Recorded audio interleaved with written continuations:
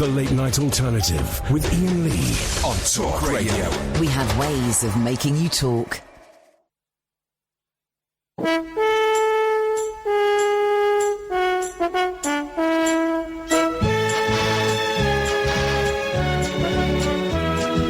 once was a wealthy man who had a wonderful idea to bring children from all places with all kinds of faces together into a sailing ship. There were 40 boys and girls. They would sail their ship around the globe, so they called it the United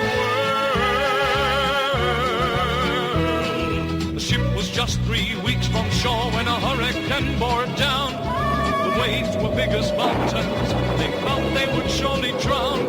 They jumped into the lifeboats, rowed away from the wreck. They didn't count them, they hadn't time. 5 children were left behind. The children fought the storm all night and finally fell asleep. They didn't realize the ship had been blown across a reef into the lost islands. But hiding in the bushes was a watchful pair of eyes, and living in the valley were people lost in time, ruled over by a tyrant whose face was in a mask. The children must defeat him so they can escape at last from the lost islands. There we go. The lost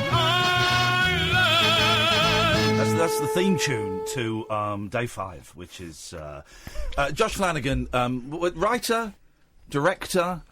You're in it as well, aren't you? I'm in it, from yeah. time to time. Day 5 is here. For those who don't, Catherine is here. Word. I'm here, barely. I'm here, but I'm barely here. Very, very high on cough medicine, which is a great way to be, guys. We talk about Day 5 from time to time. It's this brilliant, I'm going to say little, because it is kind of a culty show that started on Rooster's Teeth. I keep wanting to call it Hen's Teeth, but Rooster Teeth TV. Mm-hmm. And someone put me onto it. I became obsessed with it. Sam, who answers the phones, is obsessed with it. And we've had Jesse C. Boyd, who's in it on a couple of times. Casey Folger we've had on as well. And lots of you have started watching it because it's on Pick. It's on Pick, yeah. Which is one of the Channel 5 offshoots. It's around about the 30s, I believe. I don't really watch telly anymore, so it's around about the 30s, maybe the 20s. Find it. Google it, for God's sake. Google it, for crying out loud. By the way, so Josh is here for an hour. You can hear him slurping away. Those are his filthy American habits. That's it. But you can call in and you can ask him anything, right? If you've never seen Day 5, you can ask him anything you want about anything. Because, I'll be honest, we've had him in the office for 20 minutes. This guy won't shut up. That's what I'm getting. You guys already know the ending. You know the ending to the whole show. So. Well, no. You know the ending of Day 5. Oh, yeah. And we're gonna get it out of you. Yes, buddy. That's what you're here for. Right, for those who don't know the premise of Day 5, and it's brilliant, what is it, Josh? The premise is, so basically, one night, in the middle of the night, this is American time, by the way, sleep becomes lethal at like 3 a.m., So everyone who's asleep in that instant dies, and anyone who falls asleep after that is going to die unless they can figure out what's going on and how to stop it. And so it follows, sort of these like side and like misfits of society. I guess people who would be awake in the middle of the night. Well, the star is he's a meth head or right, something. He's a meth head, yeah. Yes, yeah. And I mean, we wanted to find someone for that character, especially where there was, like, their vice was weirdly the thing that saved them. Like, it was the thing that pushed them away from their family and friends in real life, but then it's this weird thing that makes them one of the few survivors left in this kind of strange apocalypse. So. And it's great. I'm a big fan of post-apocalyptic films. I love the genre. I think that maybe is how I stumbled across it. I was literally Googling post-apocalyptic things. You've seen the American movie with Steve Guttenberg. Is it... Not The Day After Tomorrow, because that's the one where it snows a lot. There's a film from the 80s. 3 Men and a Baby. That's the one. Yep. Where him, Leonard Nimoy, and Ted Danson are involved in a nuclear attack. Right. That obliterates the United States. Mm-hmm. There's that. We have a British version of that called Threads. You're thinking of The Day After. The Day After, that's what I'm thinking about. You've never seen that. I have not. I've seen a lot of Gutenberg, but not that. Mate, go and watch it. It's incredible. Okay. It's a serious... have you seen the Gutenberg video where he's running around Central Park without any pants on? No. Oh, mate. It's really him? Yeah. Okay. Yeah, it's funny. It's like funny. your full Winnie the Pooh. Just the top. So what else? What other... There was... I started watching a really bad show. Sam, come on the microphone. What was that show that I started watching... and gave up after 3 episodes. And this is all we've got you here for, Josh, is to slag off. No, it's good. I love it. The one about the boat, where there was a boat. I don't know. Yes, you do. Is it The Last Ship? That's it. Yeah. Thank you. He's my new best friend. Yep. The Last Ship. You know, there's something happens and there's one ship left and... I really wanted to like it, but then I just... Then it became a bit formulaic, like the A-Team. You know, it was like, okay, so this is what's going to happen every week. Isn't there... I only watched a little of that show, but isn't there, like... There's a virus, and there's somebody who's immune, and all this... It's just this... It always goes down the same track of, like... But what you do... What I love about your show, right... And I genuinely love your show. I think it's brilliant. I came in raving about it, much to Kath's chagrin. She was like, well, really, come on.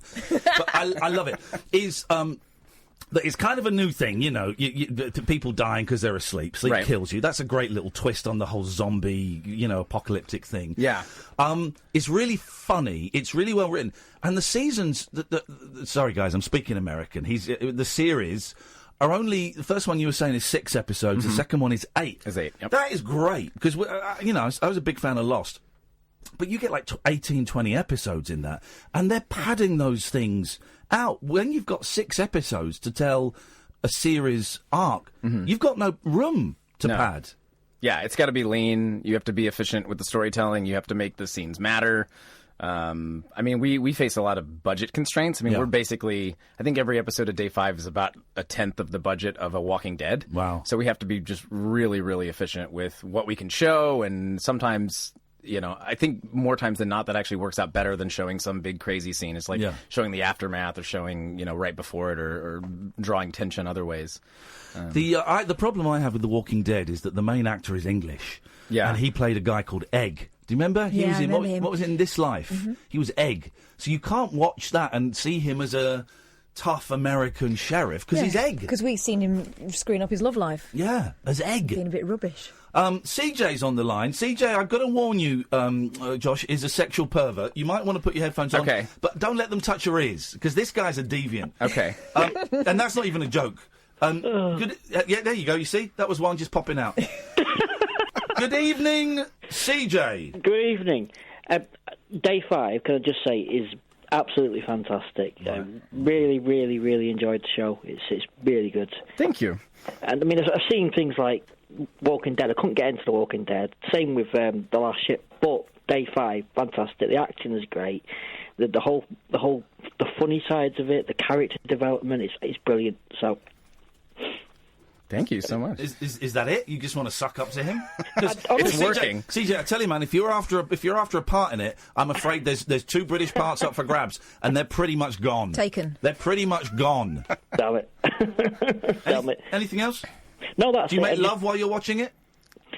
No. Okay. Not yet. Well, your show's not as arousing. It's quite sexy. It tries to be. So how did you came up with the idea? No, I wish I did. I'm not that smart. You got the wrong guy. You got the wrong guy. So who came up with the idea? And I'm just emailing because I'm tweeting to see if someone can send me the theme. Someone did a version of the theme tune to Lost, but with words. Okay. That summarise the whole series. So I'm just tweeting while that's me typing. But go on. Okay. So the original idea of Sleep Killing People was from one of the Rooster Teeth co-founders, Bernie Burns, and. At the time, Bernie Burns. It was supposed to be like a budget smart apocalypse. It's like if everyone died in their sleep, then there wouldn't be overrun barricades, there wouldn't be ruined opulence of plants overtaking whatever. It's like they literally died yesterday, there's nothing. Okay, so it'd be tidy. Right. It'd be cheap in theory, but then you realize that like in the pilot episode, you have to show an empty city and like that scene where there's kind of the big the aerial drone shot where it goes up and you see this empty highway. That's I-35 in Austin, Texas, and it's never empty. So So all that CG, everything in that downtown, we had to Okay, remove wow. all the people and all the cars and Wow. yeah. So we blew our budget On that one shot. Yeah, basically. So it turned out to be not quite as cheap as he thought, but the characters and the story of the show are from me and another co-creator, Chris Damaris. So yeah. And what is Rooster Teeth? Because this is like an online channel. Yes. It's hard to describe. It is. I know. I'm fascinated by it. It's so they got they've been around for a little over 15 years. Yeah. And they started with a series called Red versus Blue. Right. Where they took Halo, like the video game, the first Halo on Xbox, and they would film it. It was this art form they called machinima. So they would film.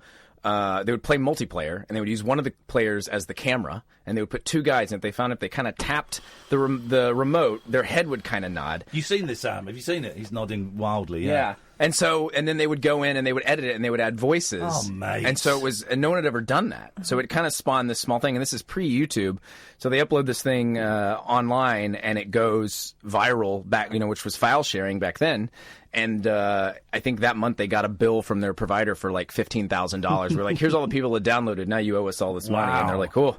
So they blew up with that 15 years ago, and they've expanded that into. We still have an animated side, which has the first, and I think the first anime that's been imported into Japan instead of exported. Incredible. Yeah. What was that? It's called Ruby. Yeah. But it's spelled weird. It's like RWBY. Of course, yeah. And then, so we have a whole animated side. They have a new show coming out in January that has a pretty incredible voice cast. They have Michael B. Jordan. Who's that? I know He's that the name. bad guy in Black Panther. Of course he is. Creed. Yes. So he's the lead, and they have Dakota Fanning. They got Maisie Williams from Game of Thrones. Yeah. So that's coming in January. So that's animation. They're big, and then they also do a lot of podcasts. We do a lot of they do a lot of Let's Plays, a lot of Let's Play kind of personality groups. Yeah. And then obviously they have live action. Which Let's is where I Plays. work. What's Let's Plays? That's like where people play video games and do commentary over them. I love it. Yeah, I love it. So all of that Yeah. mixed with personality-driven stuff. So like the audience knows who we are, and I'm like one of the on-screen personalities too. I'm low though. I'm like the Skeet Ulrich or something of like Rooster Teeth or the Tara Reid or whoever. And then on top of that, the Matt and Bernie, or the founders, did such a great job of cultivating a community around this company too. So it's not just like fans. It's like, we have a big expo every year in Austin. I think this summer we had like 60,000 attendants or something, and they're all Rooster Teeth fans. It's not like Comic-Con where it's scattered. It's like some Star Wars, some Marvel, some whatever. It's like that community is just super tight. So how did you get involved? Because I've been reading your wiki. Yeah. I don't have one. No, okay, but I just Googled. You served in Iraq. I did. And I was making light of that earlier on, but genuinely you served. I don't want to make too much light of it because you'll put me in a chokehold. But I do know chokeholds. You genuinely did.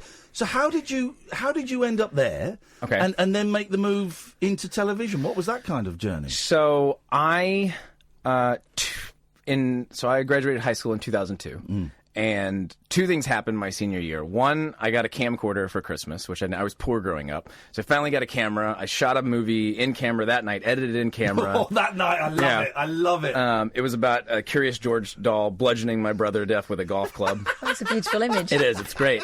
Boys, He did it in one night. He's already been thinking about it for years. Yeah. You've got girls, Catherine. This is what boys, when you give them recording. My boys would have done that. My girls would do something similar. Oh, really? Okay. A bit more psychological, maybe, but yeah. I had two younger brothers, so one of them was the victim, and the other one puppeted George. So I did that night. So that year I realized I want to make films. Before that I was thinking about doing video games, and that year I was like, no, it should be films. And then the other thing that happened was September 11th. So that happened the fall of my senior year. And before that I'd never even thought about the military, never even crossed my mind. I don't come from a military family, none of that stuff. And then that happened, and I'd always sort of had this romantic idea of soldiers and service to country. And I felt, honestly, like I didn't feel good that other people would be going in my place to fight. I was like, if people are going to go, I should go too. This is, we all felt attacked, and it was very intense time. It's where are we? We're 17 years. We just had the 17th anniversary, which is a weird thing to say, but the vibe of the world changed. You can't, you don't get across in. We had lots of news programs and TV programs about it, as we do every year. The impact that it had on the world, and we weren't even in the States, but just it was incredible, wasn't it? Really good Catherine? friend of mine did the same thing. He said, "What am I doing sitting here? This stuff needs to be done. I'm going to go Everyone and do started it." questioning their worth their place in the world. How could they make the world a better place? Yeah. And it took you into the military. Yeah, so Wow. I signed up in February that year, and I took all the tests and I'm good at tests, like good at multiple choice, and so I did well, and they're like, what do you want to do? And I was like, well, if I'm going to go, I'm going to be front line. So I signed up for the thing that actually had the lowest score requirement of all, which is infantry, because I wanted to be out there. And then, so I graduated in May. I was in basic by July. And then I was in Iraq the next April when I was 19 years old. I was in Iraq as a dismount machine gunner. A baby. I don't mean that in a patronising way. No. You know, a baby. Yeah. How long were you out there for? I was there for a full year. Wow. Yeah. And that was like it was initial invasion, it was like Wild West. It was my unit that caught Saddam Hussein, weirdly. I was on the raid, but I wasn't like in his little hole. I was like about a half mile away raiding other stuff, looking for him. So I have a coin. They gave out commemorative coins. You were part of the team that caught Saddam. Yeah. Well done, guys. Really? Yeah. How do you look back on that? Thank you for your service, man. Genuinely. How do you look back on that? Now, does that seem a lifetime ago? Yes. I mean, in some ways it does, and in some ways it feels like yesterday. It just depends. And, it's one of those weird things, because I have PTSD from it. I'm actually considered 80% disabled from the military. Wow. So, yeah, you get like fun nightmares and fun stuff like that. And and some of that stuff is obviously always with you. But then, it's very different. I had a hard time transitioning from that to college. I wonder if, maybe I'm drawing too many connections here, if that has any impact on your work that you do now, the kind of darkness that comes with PTSD, that comes with being in a war zone, whether that is somehow connected to the weird stuff that you do now. No, I definitely think it does, and I think the caller mentioned the humor in it, and to me that's one of the most, for one, something that's missing from a lot of apocalypse shows, which is frustrating because they take themselves really seriously, and you're like, okay, but in combat, when things are that crazy and that extreme, and you're seeing such insane stuff that just it's like hard to process. Most of the time, people process that through humor, like on the battlefield. I mean, it'll be you'll be getting shot at, bullets are ricocheting off walls around you, and the guy next to you will crack the most morbid joke, and you're like, dude, we're about to get like shot to pieces, and but you laugh because it's just it's so insane. You have to. It's the same with doctors. My father-in-law is a doctor, and he tells me about when you're dealing with people who are dying and are dead, you've got to laugh. It's a release valve, isn't it? Yeah. Okay, so you came back. Then what happened? We'll take a break in a second. We've got Alan Caddick lined up, which I know you're going to enjoy. But go on. So then what happened? Got back, and then I served my 3 years, and then went to University of Texas at Austin. And that was an interesting transition, just coming back to civilian life and coming to, having just come to war and had friends that were killed and having shot people myself. And it was just a heavy experience. Then coming back into, inverted commas, normal, everyday life. Right, and I had the 3-year age difference. So I was coming in with 18-year-olds who, were complaining about having to do laundry for the first time. And it was just like, man, Luckily, I found a good group of friends. Yeah. And that's ultimately how I got to Rooster Teeth. It's quite a gap of time between then and there where I worked on my own. I was in the industry independently for a couple of years. And then my friend Chris Damaris, who's, again, a co-creator on Day 5 as well, and a writer and director on some of the episodes, he just kept pestering me. He's been there about 8 or 9 years. And just kept saying, you need to send stuff in. They're looking for people. And then I finally did it right around the time they were doing their first movie, Laser Team. And so I'd just come off writing a Western, and I submitted my stuff, and they were like, cool, yeah, let's do it. 0344. Turn your phone off, Josh! I don't have a phone. Oh. I lost it. Oh, yeah, you did. Oh, that may have been me. Sorry, guys. Turn your phone off, Ian. Sorry, guys. That was... well done, you passed the first test. 0344 499 1000. By the way, Josh is here for the first hour. You don't have to call in about Day 5 or anything. You can just phone in and do your usual nonsense, which I suspect is what Alan Caddick has done. Good evening, Alan. Hey, Mark. Hello, Alan. How are you, mate? Me? I know it's been a tough weekend. It's Wednesday, mate. It's Wednesday. I didn't speak to you Monday or Tuesday. No, because of Chaz.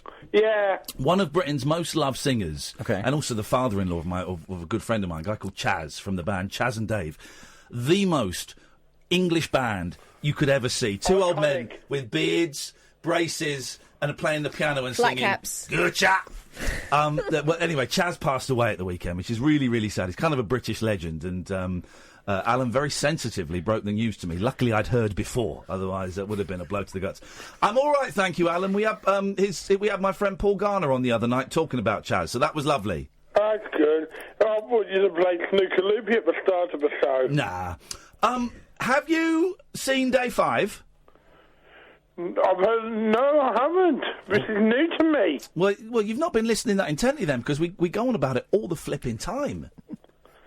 You've got the creator of Day 5 on the show. Well, it turns out he's not the creator. It turns out we booked the wrong guy, but he's very, very closely connected to it, yes. I am credited as a creator of the series, just not the idea. So I am a creator. Okay. Yes. You're going back up in my favour, young Josh. Yes, Alan, we do. I've got a question for him. Have you got a question for him about a show you've never seen before? This is going to be great. I'm ready. So, are you pro-Trump or anti-Trump? Ooh, pro-Trump or anti-Trump? We've gone straight. It's 22 minutes past 10. We've gone straight for that. Wow! Everything hangs on this, Josh. I am anti-Trump. It's true. You left-wing liberal media types. Shame on you. He's your president. You back him. He's fine. He's fine. It is. Well, Alan, here's the thing. We've never discussed this with you. Are you pro or anti-Trump? I reckon you're pro. Well, have you heard me let one go? Oh, now, come on. I don't know if you have that. In England, Trump also means fart. And that makes sense. That's outrageous. Alan and my kids love that joke.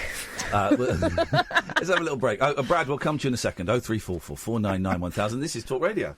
After hours amusement for anarchists, air hostesses, and jet-lagged Antipodeans. G'day, Cobbers. Can I crash on your floor? The Late Night Alternative with Iain Lee on Talk Radio. I wish someone would send me someone did a Lost theme tune, and it was done like a kind of 1980s theme tune with... Well, they fell on the island and they all got lost. They're chased by a giant smoke monster. It was that kind of vibe. And I can't find it. And you listeners are awful. Catherine Boyle is here, joined by Josh Flanagan, who is from working at Rooster Teeth, which is a cool thing. Sam, why didn't you tell me about this Halo Wars series, which I'm totally having after the show? I'm pretty sure I told you about the film, Laser Team before? No, you didn't. No? No. Well, you just weren't listening. You never listened. Unbelievable cheek. He's a kid. Man. Let's take a call, because Brad might have something to say. Good evening, Brad. Hello. Hello, Brad. What have you got for us? Right. Firstly, how can you mention the upcoming star-studded cast of Genlock and not mention David Tennant?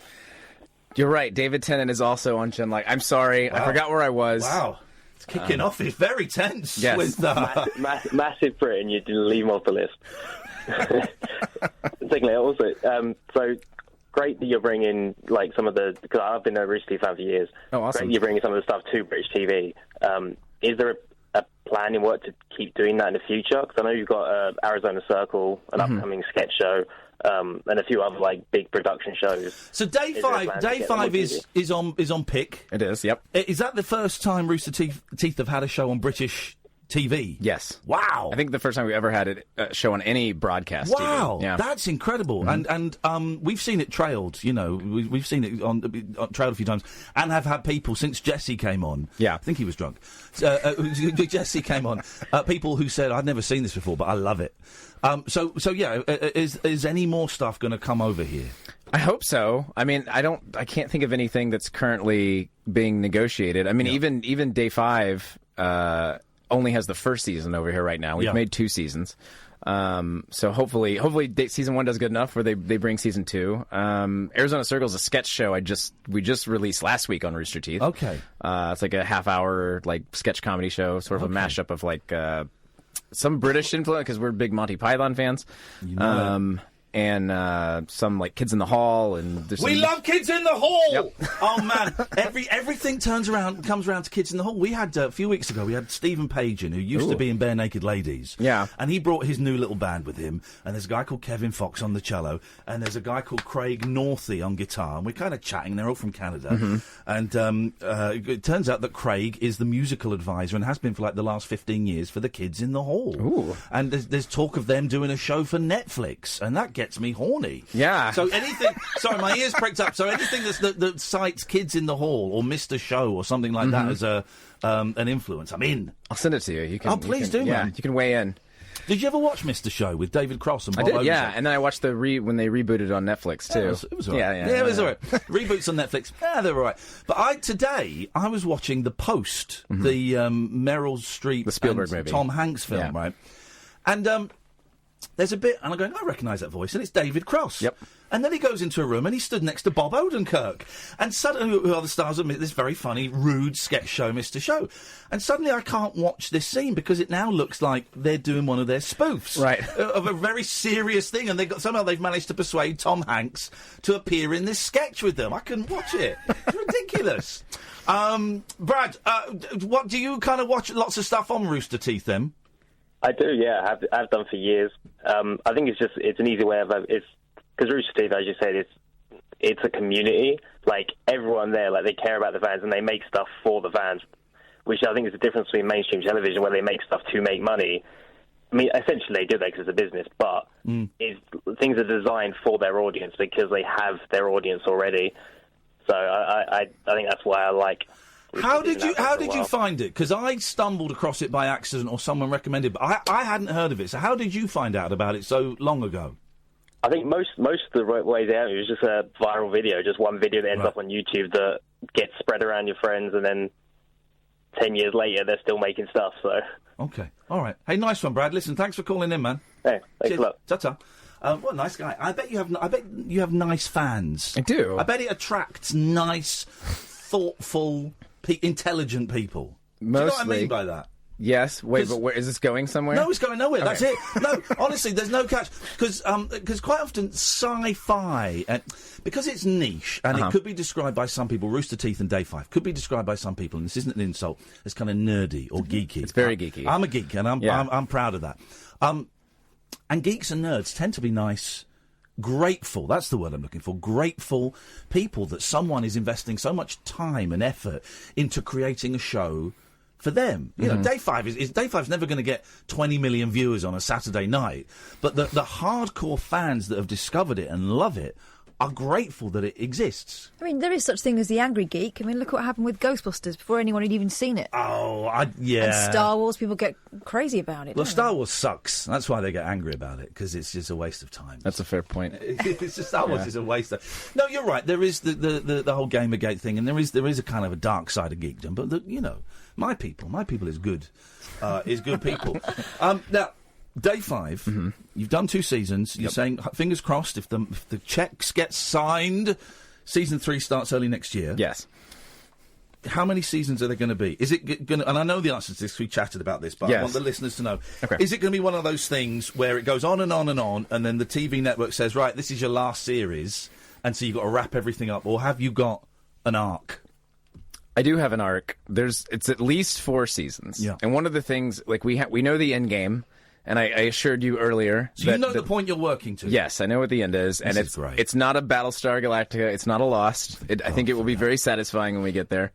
But we do have a little bit of leeway in terms of some of the more seasonal arcs that we want to do. Yeah. Like a good example, which is not on TV here yet, but season 2 has an arc about the Sandman's Oasis and this place where sleep is sort of a commodity and people figured something out. And that wasn't something when we sat out there, like kind of laid out the series, we weren't, or the what do you call, is that right? Series. Yes. The program. When we laid out the program and looked at the number of series, how's that? We weren't like, this is what series 2 is. Right. It's definitely this. But it was an idea where, like, where there's some pieces of the broad story we want to tell, and we think this would be an interesting thing. So it could be 4 seasons, it could be 5. I think if it goes beyond that, it's probably going to be stretched then. And if it goes, the hope is that they won't say season 3 is that last season, because then I do think it's going to feel a little rushed. But okay, well, here's the question then: how does it end? Good. Well, that's not bad, because I remember when I went to Hawaii for the last season of Lost, and I interviewed Ben Linus. I can't remember his name, and I said to him, "How's it end?" He said, "Well, you might be disappointed with the ending." And as soon as he said that, I was like, "Oh, they haven't got an ending. Well, they haven't got an ending." Do you know what's weird about that is to be fair, I did not watch Lost all the way through. I had my roommates at the time, this was like maybe 2006, We're watching it. Roommates in college, and I would catch episodes. I'm like, this is interesting. Like minute to minute, I'm very entertained. There's a polar bear. I don't know why, and I literally said, if this all makes sense when it's over, tell me, and I will start it, because they were already 4 seasons in, and I think I saw like the season 4 finale where it turned out there were flash forwards now, which I thought that's a great device. Yeah.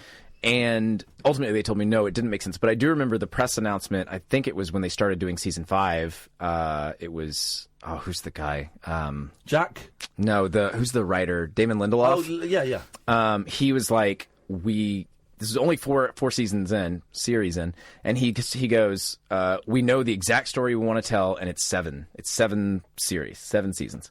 And so at that point I thought, wow, they've really they must know. They know they're 3 seasons out from that. They must know exactly it. And then it turns out not They really. fudged it. They didn't answer. This is the thing that gets me, dear Lost fans. Who the hell was firing at them when they were on those canoes? They never answered that. They kept jumping through time, and at one point, do you watch this? They were jumping through time, and at one point they were on a canoe, and someone was shooting them, and they never explained it. I'm so glad I bailed after season 2. I was like, no, not after. They moved to Sky, and so everyone then went to torrents to watch it illegally. Once they started the time traveling, that's when I dropped out. I was like, this is too. No, Yeah. sir. That's when you start to get more interested. Really? Time travel is where it's at. Okay. I got an idea for a time travel series that I think would be great for. I like time travel in general. Yeah. I just felt like at that point in the Lost plot line, it felt like one piece too many. Oh, okay. No, I know what you mean. I'm a big fan. I'm a big fan of the time travel. We've got Dave on the line for you. We're getting lots of new callers, and people haven't called for ages. Good evening, Dave. You're through to Josh. Hello, Ian. Hi, Josh. Hi, Care. Hello. Hi. Josh, I'm a big fan of Day 5. I'm loving the way that the cast engage with all the fans on Twitter and things like that. I think that's great. But I was just wondering, what's the weirdest fan theory you've heard so far about what's going on? Do you get a lot of that fan theories? Ooh. I bet there's fan fiction about Jesse C. Boyd. You've written it. Oh, man. They call it shipping. The kids call it shipping. Shipping? When you put 2 characters together in Wow, like a sexy story. Oy. Yeah. So there's a lot of shipping going on. Hey, fantastic. And I don't know if I don't know if I get weird fan theories from people, but one of the things we do in the writer's room, which is really fun, is for season 2, I guess season 2 is the only season we did it. We kind of had we hired 3 new writers, and we did an open forum, and we said, what do you think is happening? Like, what do you think is going on? That's a great idea. Yeah, and we have the big pieces of that already, but for season 2, there was a big piece of that narrative that I won't spoil here, but like there's one of the writers like, well, it's this. I think this seems like this, and we're like, yes, it is. How did you get Jesse Boyd? Because I think we talked about this out there, but how did you find him? Because he's brilliant. That guy should be a star. Yeah, no, he should be. And he was on what was he on? The Mindhunter show. He had a guest role in that for 2 episodes, and so he's I think he's starting to break out bubbling finally. under. Yeah, Good. But through normal casting, we did our casting calls, and then we did our rounds, and we cast Walker Satterwhite, who plays Sam, the kid on the show. We cast him first, and then it got down to I think 3 or 4 people in LA, and we're in Austin, so we're kind of doing a lot of the stuff remotely. And we did a chemistry read between him and Walker, and they were just so great together. And so that was kind of the final trigger pull. Walker's great. He's got to be like 6'4" now. He's very tall. Big beard. He's like a cute kid in the first episode. Season 2, he's like, okay. He's talking a bit like this. He's great. We pitched his voice up for the first 2 episodes of season 2. Did you really? Yeah, to try and smooth it. Oh wow! Isn't that clever? It's harder on a program like ours where there is not a lot of time passage narratively. Yeah. Right? So it's like on Game of Thrones, you can come back and say, oh, yeah, Bran looks like he's 80 now, and it's fine because who knows, the passage of time is ambiguous. But this is like a couple of days. It's literally, tops, each season is like one day. Yeah. Season 1 is one day, season 2 is one day. So it's like when you come back from that and they look notably different, it starts to create some problems. He's a great actor, though. Yeah. I was flirting with his mum when he came on the show. His mom's cute. Oh, you should see his aunt Shannon. I hope you... Please don't encourage him. I mean, Now he listen. basically fancies everyone that you've employed. Nice. I do. Honestly, thank you, Dave. Now listen. This is. Let's get down to the serious shiz. Okay. Let's get down to this. Ready? I trained for 3 years in performing arts at Middlesex University. I've got a 2-1. I saw that That's on a degree. Yeah, on your Thank you. Wikipedia. Yep. Catherine has got a great body. Right. You should put. Wow. I thought it was Aunt Shannon at first, to be honest. No, Catherine is a talented performer. She does an amazing Cher. Yeah. And Cilla Black. I don't know if you know who Cilla Black is. Cher is more for the American Cher? market, obviously. Okay. We really want you. Yeah. You really need us, Right.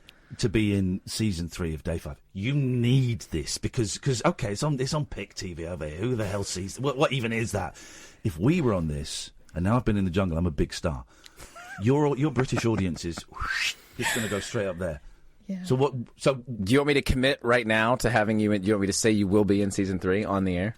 yeah, that's a legal contract. Well, obviously you will be in season 3. Yes, man! Come on, boil it. Yes. I didn't think he'd go for it. Okay, well that was Josh Flanagan. Josh, thanks so much for coming in. 03.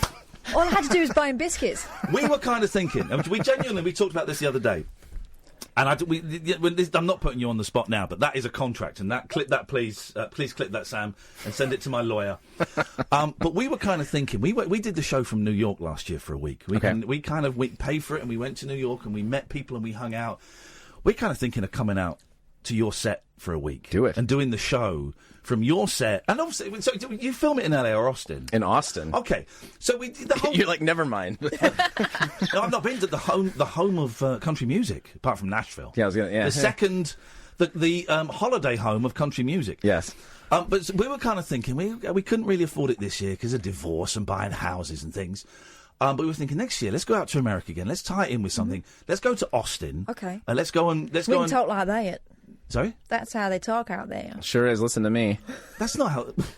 That's not how they talk. It is. Go on, you talk like a cowboy then. Yeah, I'm going to shoot your head off if you don't get off my horse. I do declare. Now you're like she's like a Southern belle. Right. That's like Southern. I would say Texas has more what we would call a twang. Uh-huh. Yeah, which you were closer to. We can learn. Okay. Who was closest though, Josh? And this is a genuine question. Who was closest? Neither. It's my show. I guess you. Thank you so much how? indeed. I like this guy. But yeah, we were kind of thinking, and we'll talk about it. If you don't want to do it, it's cool, because we wouldn't put you on the spot. No, you should do it. Coming out to Austin, doing the show from Austin, and then every day, just getting a little interview with one of the cast, getting a little bit of on set, this is what's happening, kind of thing. Would you guys be up for that? Absolutely. Beautiful. Let's do that then. Josh hates you right now. He's like, oh, God, I can't get out of here fast enough. Josh is... Josh is what the hell is this? Josh is going to get what he's going to get. I don't know what that means. You guys should totally come. You absolutely should. We will figure that out. If you guys really want to do it, we will make it work. This is on our dollar. You're not paying for it. Don't worry. Wow! Don't say it like that. Well, I just got a vibe off him. Did you not get a vibe off of him? Taking the generosity out of it, man. I think. I tell you what. Do you know what? Forget it. Stick your stupid sleep show up your ass, or as we say, arse. I'm not interested. I'm not going to America. I'm going to go. 0344 499 1000. Have a think about if there's anything you want to plug, Josh, because when we come back, we're going to plug the hell out of it. Okay.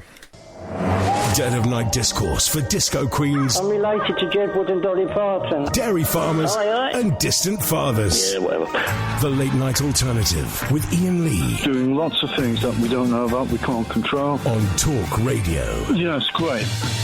Right, I think Dave has sent me the Lost theme with words. So let's have a listen.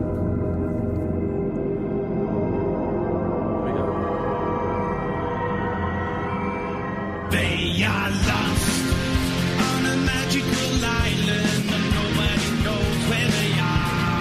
They are lost. If only someone could find them before they fall into more danger. Flying from a land down under onto the land of the free. Their plane fell from the skies, yet somehow they survive. But in this strange place, no one is safe. That's for sure. They are lost. That's quite good, isn't it? That is good. Oh, God. That is funny. Right, so Josh. Did he rhyme where they are with danger? I think he might have done. But that's what a lot of 80s TV was. It's that in case you missed it, you got the story. It's like Knight Rider. It doesn't have lyrics, but this is a story of a man. There's that guy, that spoken word bit over the top. Well, and of course then the French A-Team. They sang, didn't they? Oh, God. Have you heard that one? You had the French A-Team? There's a French A-Team? Oh, my God. It's the A-Team. A-Team French. What are they called? What are they called? This is how it was shown in France.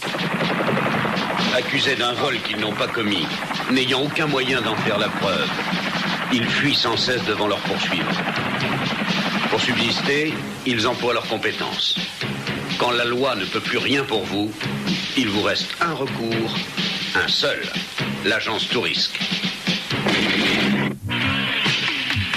L'agent tout risque. La dernière chance, au dernier moment. That does. L'agence tu risque. What does that mean? It doesn't mean the A-Team. It doesn't mean the A-Team. The All Risk Agency. I love it. Nigel and Dion, stay there. We'll come to you next. So, Josh, what do you want to plug? Where do people go if they want to find out more about Day 5, more about you as a man, as a human, as a lover, more about Rooster Teeth? Where are we sending these losers? You can find. I'm on social media as Josh the Flanagan.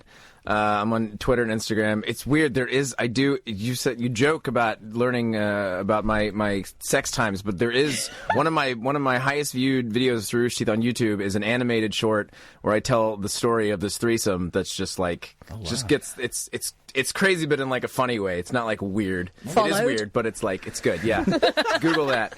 Was the threesome disappointing? No, the actual threesome was great, but then someone. Should I tell you the story? Do you know the story? I don't know the story. You can tell us the story. Okay. Definitely. I'll try. You look and see if Mum's over there. No, or just something. seeing how much time we've got. So I want to hear everything. It's a short story. Okay, so I was dating a girl who was bi, and she was like, we'd bat around the idea of having a threesome. I never pushed it or anything, but a friend of hers came into town, and she was like, hey, this girl that I hooked up with before is back in town, and I think she would be interested. Would you still be interested in trying this? And I was like, well, if you insist. So we made a night of it. Like, we went out to dinner before. We got a hotel room. I actually had a free hotel room. Yeah, you're not an animal. You took her right. out to eat something It was first. very nice, yeah. I met her like a week before. And so we went and got a hotel room and did our thing that night, and it was fun. And the next morning, there's two girls, like the extra girl and then like Girl Prime. And Girl Prime. So funny name. The extra girl leaves. She has to go to work. And so I get up to go to the bathroom, and I go in the bathroom of the hotel room, and in the middle of the night, apparently, someone had climbed into and defecated in the tub. Yeah. Oh. It's less romantic. It was. So here's the thing. So I mean, I was kind of drunk, but I was like, I don't think I would have done this. No. Like, it was crazy. And so I woke the other girl up. There was nothing written in it, There's nothing written. Okay, because that would have been a clue. No. So I wake up Girl Prime, and I'm like, you should see this. Like, is this you? Like, so we like looked at, because we were, dating. And she was like, I don't think this was me. And so I love it. I don't think it was this was me. me. It's like, I feel like I would have remembered this. And so but it started as this thing of like communist paranoia, where it's like, was it the other, like, are they lying? Are they trying to cover? Or like, was it me? Was I so drunk? It was like The Thing or something, who was it? And we finally figured it out, and this is how. We found a handprint. Oh, God. On the second girl's pillow. Oh, jeez, Josh. This is incredible. And here's the thing, and we did not move our sleeping position, so it was like Girl Prime, me, other girl. So she was the only one to be near that pillow, and we even put our hand up to it like Cinderella. We're like, does it fit you?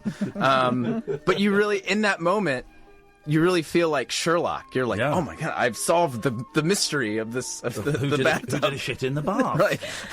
Wow. Gosh. Yeah. Did you get... That's less hot than I thought it would be. Yeah. It's not hot, but it's funny. Did you get her back for another session? No. Okay. No. She feigned ignorance later. She was like, "Oh, I saw that. Yeah, I thought maybe it was one of y'all." And it's like, let me see your hand. One of y'all. Yeah. Let me see your hand. Well, yeah, the DNA tests are very cheap to do these days. If that ever happens again, I always imagine it would just be. I always imagine the threesome would be disappointing. But not in that way. I thought it would be a different kind of disappointing. No, the actual threesome was great. Like it was very fun. Yes, up until then. But even then, I felt like that little piece. It's like this is probably what happens to like rock stars, right? This probably happens a lot. So I was like, cool. I'm just trying to make it sound good. I don't know. and that came from us because you were telling us how to follow you on social media. How's that tangent? Unfollow. So, if you want more stories like that, I'm at Josh Flanagan on Twitter and Instagram. But if you want to see more Day 5 stuff, you can go to roosterteeth.com. Season 1's airing right now on Pick here. It's so good, man. So good. It's Tuesdays at 10. The finale of Season 1 is actually next week. But Season 2 is already out and on roosterteeth.com. So if you want to jump ahead, if you've been watching Season 1, you want to just see Season 2, which is done, you can go to roosterteeth.com and do it. And what else? So what else are you working on? Have you got any projects on the go at the moment? So we just released on roosterteeth.com our sketch series, Arizona Circle, which is, we talked about kind of a mashup of a bunch of stuff we love. Yeah. Kids in the Hall and Mr. Show. Has kind of a transition device very similar to Mr. Show. Who's in it? Is it an already existing comedy team, or is it a group of people that you all put together? No, it's an existing comedy team that works at Rooster Teeth. There's two, actually. It's a crossover. Okay. So one is Funhouse, they're in L.A., and then the other one is Rooster Teeth Live Action, which I'm one of. So I'm starring the show, too. Okay, all right. And then I think we have one, I think he's British. I'm going to mess up his name. Raoul Coley. He's on iZombie, but he's friends with Funhouse, and he did a bit in our show that's, I think, pretty fun. No, so that just came out last week. Brilliant. So if you like sketch comedy, it's out now. And you were saying that, was it last night you were making horror films with your was it niece and nephew? Yes, or two nephews. Niece and nephew. And nephew. This is what a cool uncle, right? So goes and visits his niece and nephew. And then you just go and buy costumes and make movies with them. Yes. We're teaching them low-budget filmmaking, so we made a short. I made him storyboard it. I was like, you need to draw what you see. And so we drew it out, and we went to get some, and we did, like, all the props lo-fi. So he's going to be Spider-Man. Okay, let's go get some silly string you can use. And I taught them how to, like, if you angle it toward camera, it looks like it's coming out of your hand. Yeah. And they both, like, just chewed scenery left and right too. Like once they got the roles, like my niece Kaylee, she was the Joker, and so she painted her own face. Beautiful. And it was great. It was like a legal problem because she's the Joker and he's Spider-Man, and those are DC and Marvel. But other than that, it was great. Those DC films are so dry, aren't they? Yes. I did Suicide Squad today because it was on Amazon Prime, and everyone said that one's okay.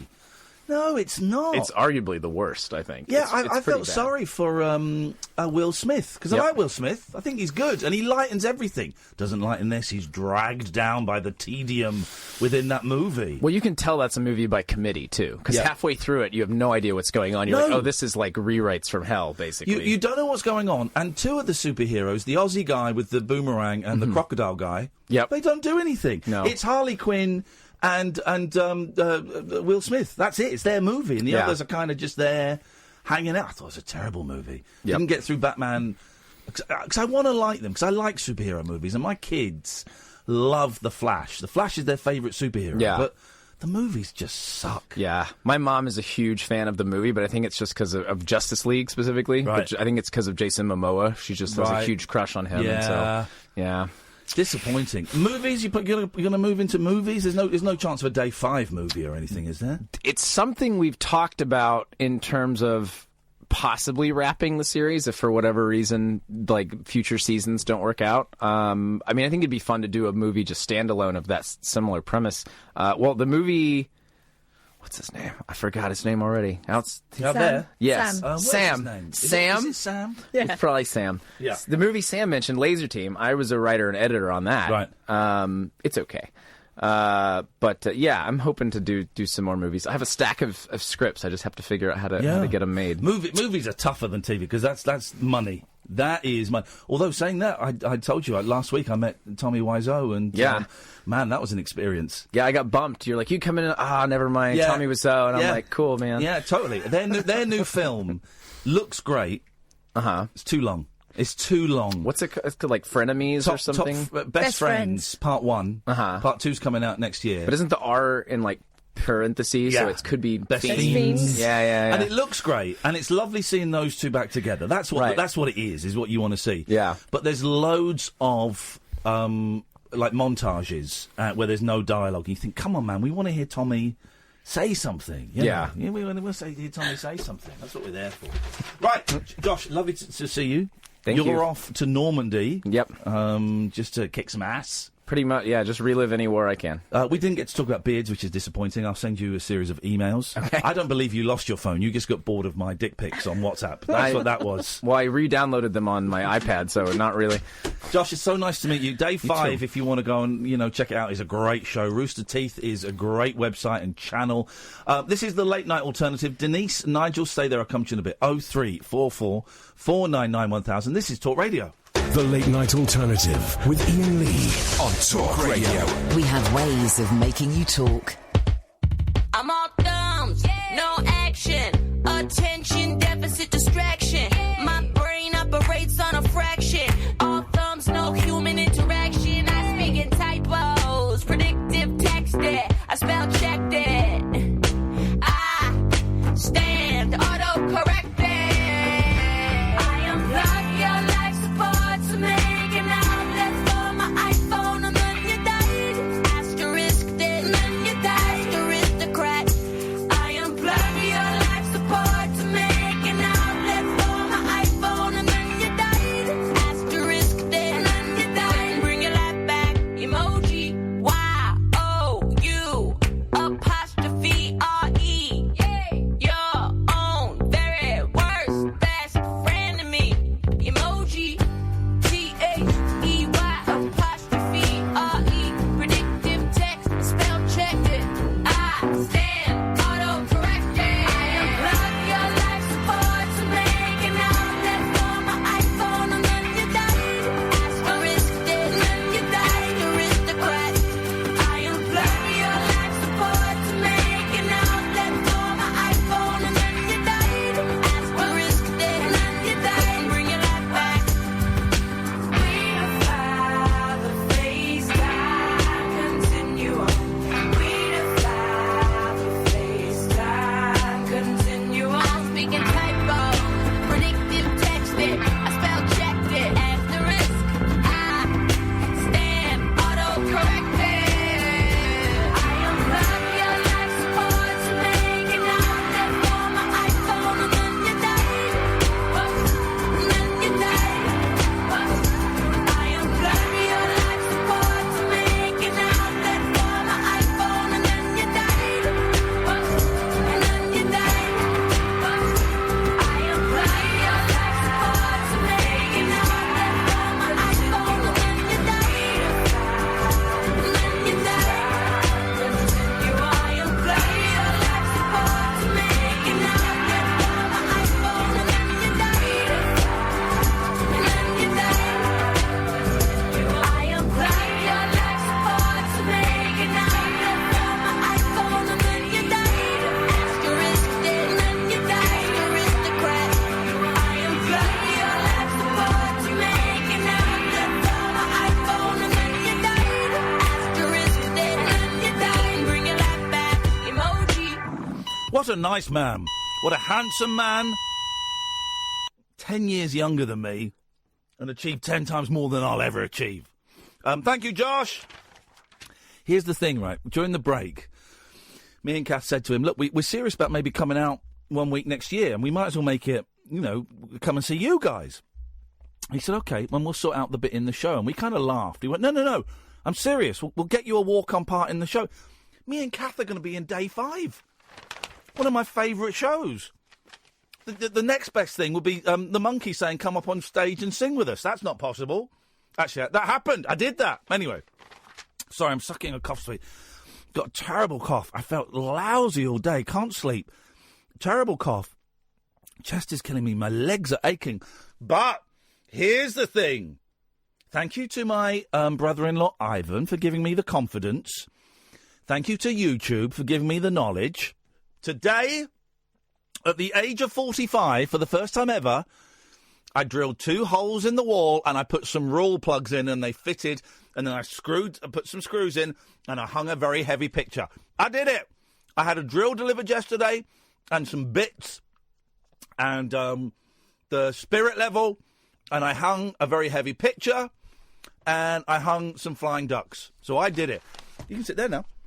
We're going to be on... Him. Can we have him back, please? Isn't he lovely? I really like him. I felt like we were supposed to go out for dinner, but because Kath has been puking and I've been coughing and shitting, we cancelled it.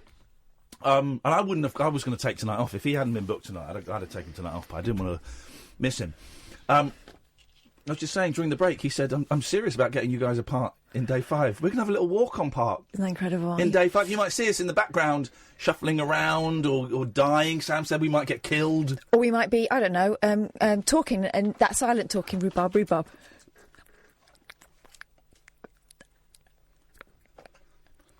So that'd be good. He was telling me in the lift, he said, I really want to get cracking with season 3, he said, because the longer it takes, the more kind of I start doubting myself. Yeah. And, you know, I feel like it loses momentum. He was talking to me like I knew what he was on about. You don't even know what momentum means. I've never seen any of it. What a nice guy. So nice. That Iraq stuff was incredible, wasn't it? Yeah. Because he says Iraq. That's crazy. No, that was incredible. He's seen things, man, that we can't even... we can begin to imagine, but he's seen them. Yeah, I was talking to him in the break about it. My mate had gone over there, and he'd had that similar kind of awakening in the wake of sort of September 11th, feeling like he needed to do something. And my mate came back a different person. Yeah. Oh, you do. You, if you're in the front line, as he was, and he said he killed people. Yeah. You know, he killed people, and he'd seen people killed, and he was part of that team that was hunting down Saddam Hussein. 19-year-old as well. Imagine. Kid. Yeah. Kid. Nice guy. We're keeping him. I like him. Yeah, we'll get him back. Well, okay, well then that's fine then. Next year, when they're doing season 3, we'll go to do a week of shows from Austin, and we'll get a walk on park on day 5. That's what I'm talking about. Cheeky git. Paid off. Let's go to Denise. Good evening, Denise. Hi. Hello, Denise. How are you today? I forgot to say, we saw A Star Is Born yesterday. The Lady Gaga and Michael Crandon film. Who? Michael Crandon, wasn't he in the Guy Dempsey and Makepeace? Michael Brandon? No. And they keep bursting into song, right? Mm-hmm. But every time they burst into song, Kath would lean over and go, that sounds like one of yours. Yeah, it was... And I'm falling from the sky into your arms tonight, my baby. It was... Honestly, it was cringy. It was terrible. And especially because it's Lady Gaga, you know what she sounds like. And she went from, I can't possibly, I can't. Oh, I want your loving and I want your revenge. Like in the full Gaga. There's a song she's singing. You look good in those jeans. Your ass looks nice. Yeah, that sounds like one of yours. I thought she was a good actress, though. I thought she was good. Isn't she in that American Gothic thing? I don't care. I don't know. Hello, Denise. Welcome. Hi. Hello there. Don't cry. Don't Hi. cry. Don't cry. I like the name Denise. Don't cry. One of my neighbours was called Denise in the 80s, and she was the most glamorous woman on the street. She had a sunbed. Denise, have you got a sunbed? 'Cause you're looking mighty brown. Maybe you shat in the bath. She used to go on the sunbed. Oh, really? So much. Yeah. Hey, you've got a croaky voice. You've got a croaky voice. Have we been making out? Okay. Anyway, fun times. What have you got for us tonight, Denise? Little Denise. What have I got? Is mental health. Oh yeah. Yeah. Give us some. That it seriously is not out there, the help. Go on, what's going on for you? Me, I tried to kill myself twice. Oh, mate. This week. Oh, God. I've tried to kill myself twice. And what stopped you? I've been told I've got to wait a week. A week. You can come back in a week, and we'll sort you out. Yeah, if you're lucky, I'll come back in a week. I'm laughing at the ridiculousness of it. Obviously, it's so ridiculous. So what the idea? Oh, can you hang on? Yeah, fine. Obviously, I'm not in a desperate state. Isn't that? I'm really not in a really good place right now. Who did you speak to, Denise? Was it? I was sent to 2 nights ago. Yeah. After I'd actually tried to kill myself. Yeah. I was sent to a room in a Parkway, Soul Parkway house Yeah. in Warrington. I was sent there with a 20-year-old girl, and I'm 53. Yeah. I was sent there with a 20-year-old girl, put in a room with the window wide open. What, fifth floor or something? I tried to kill myself that day. Yeah. And I'm like thinking, I can just jump out of here now. Who put you there? The council? Mental health team. Okay. Well, that sucks, and we don't spend anywhere near enough. Excuse me. I'm sorry, Denise. I'm going to keep coughing and spluttering. I probably won't come in tomorrow. But I heard a guy on James Wales' show tonight, right, saying, "Oh, the bloody Labour, it's all full of trans and depressed people, and they want money. Well, how is money going to fix depression?" And James James said, "Well, it's not, but you need money to be pumped in, so there is a network, there are resources available to people like you, Denise, who are struggling and need immediate emergency care." Yeah. So how are you today, then, Denise? You called us, which is a good thing, because you're reaching out. How are you today? Not good. I still want to go. You want to go? Yep. Well, something stopped you. I want someone to take me away. Okay, well, hang on a minute. Something has stopped you killing yourself. So what is it, do you think, that has stopped you? Why are you still alive? Why are you speaking to me? Why am I still... Because I love my kids. There we go. Wow. I love my kids so much. You do. I bet you do, and I bet you're a great mum. When are you going to be able... They said come back in a week, so when is that? When is that week up? Sorry? A week. Why should you have to wait a week? Well, you shouldn't. You should be able to press a button and get help immediately. When does that week end? When will they speak to you? My appointment is next Friday. What, Friday of next week? Friday of next week. Flipping it. Right. Okay. Could you do me a favour? It's a really small, simple favour, but I know you can do it. It's up to you whether you choose to do it. But do you think you could give me a call every night? I mean, it's every night. I'm not on Saturday and Sunday. But if you could give me a call every night between now and next Friday, just to check in. Yeah. Could you do that? Yeah. Because I tell you something, Denise, I don't want you to die. I want you to stay alive. I watched you, and I saw what you was physically put through. Yeah. On that programme. Yeah.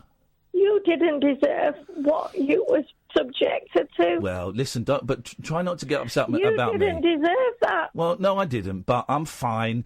And that show served every purpose I wanted it to serve.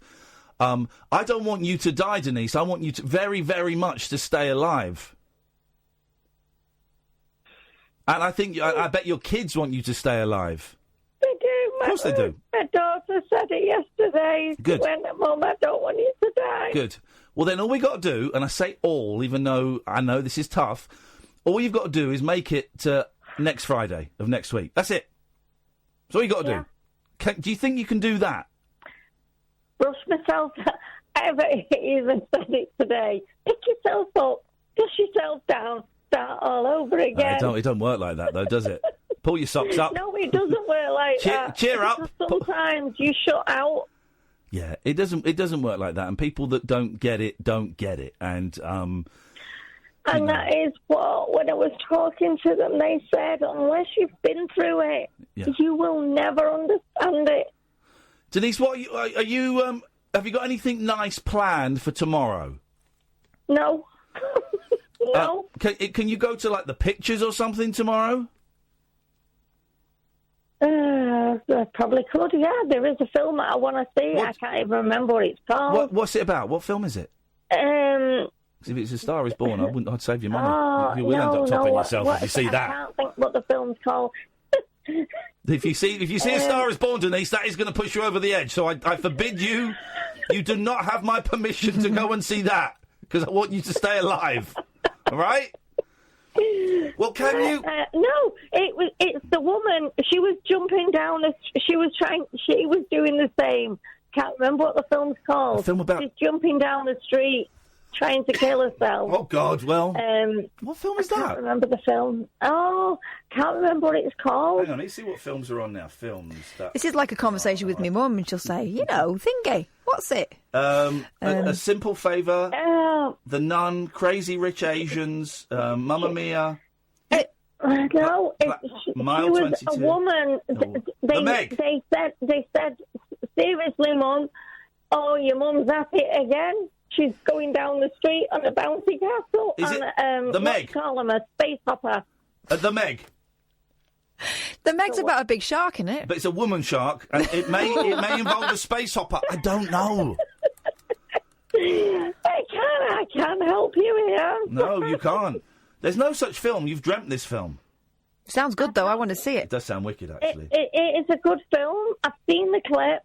Right. And I really seriously want to go and see it. Can you afford to go to the pictures tomorrow? Yeah, I can. I've got the money. Great. Everybody keeps telling me I've not got the money. Screw those losers. Screw them. All we've got to do is we have got to keep you alive for the next 8 or 9 days. That's it. And then we can have a look at things again. So we got to do, right? We've got to get to next Friday. And then we need to come up with a different plan. But so all I'm interested in is you staying alive till next Friday when you get to talk to a professional. And what I'm saying about this mental health thing? Yeah. When I was sent to hospital 2 weeks ago. Yes. Because I have been dry for 3 years. Hey, well done.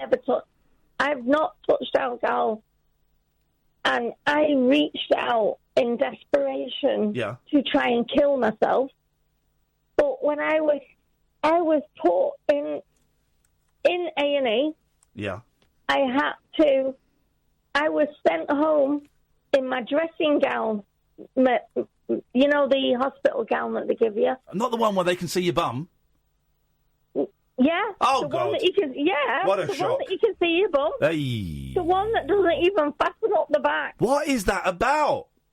And I had a pair of socks on. Yeah. And I had to walk out. And I had everybody looking at me. Uh-oh. Felt so embarrassed. I bet it was. It was degrading. Yeah, no one should go through that. No one should have to go through that. That's disrespectful.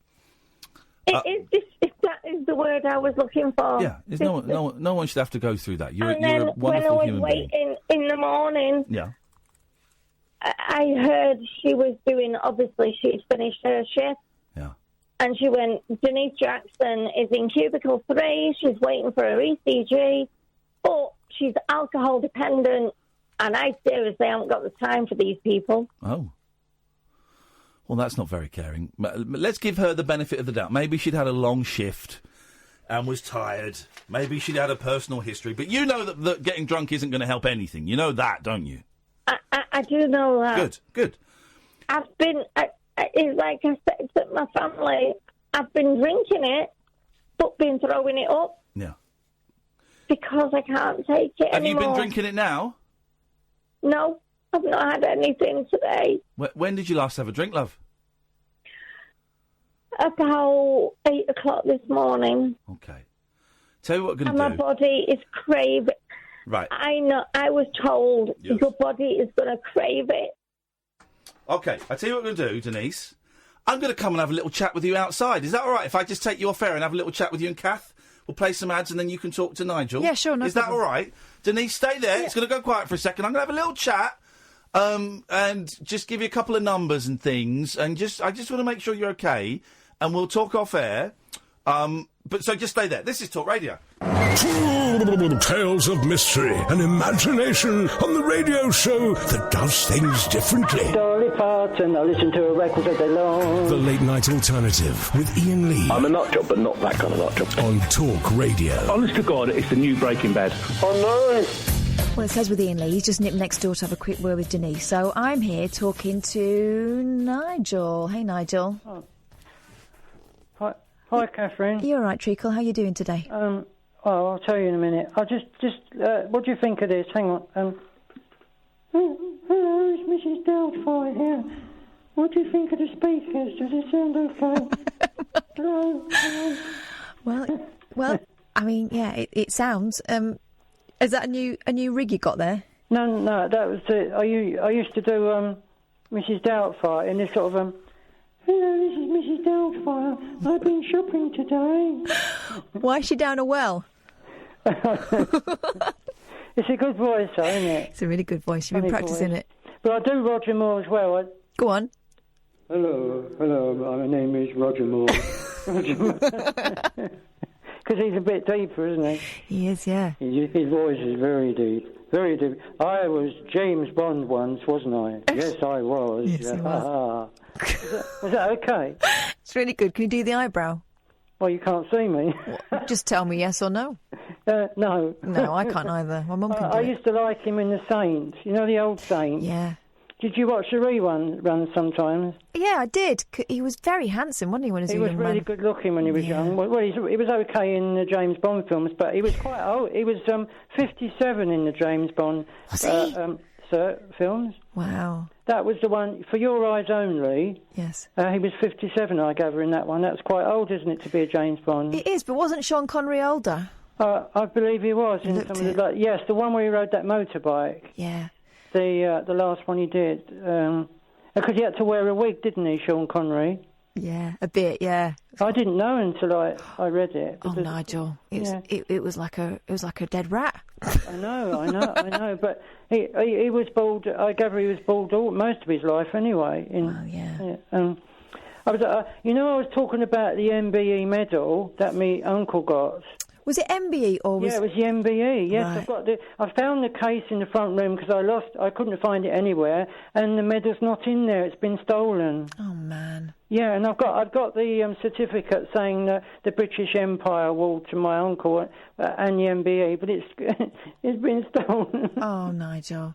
Well, and I can't find it anywhere. Well, do you know what? I don't know whether Mum put it somewhere safe or not. She might have, and you know what will happen when you stop looking for it? It'll turn up.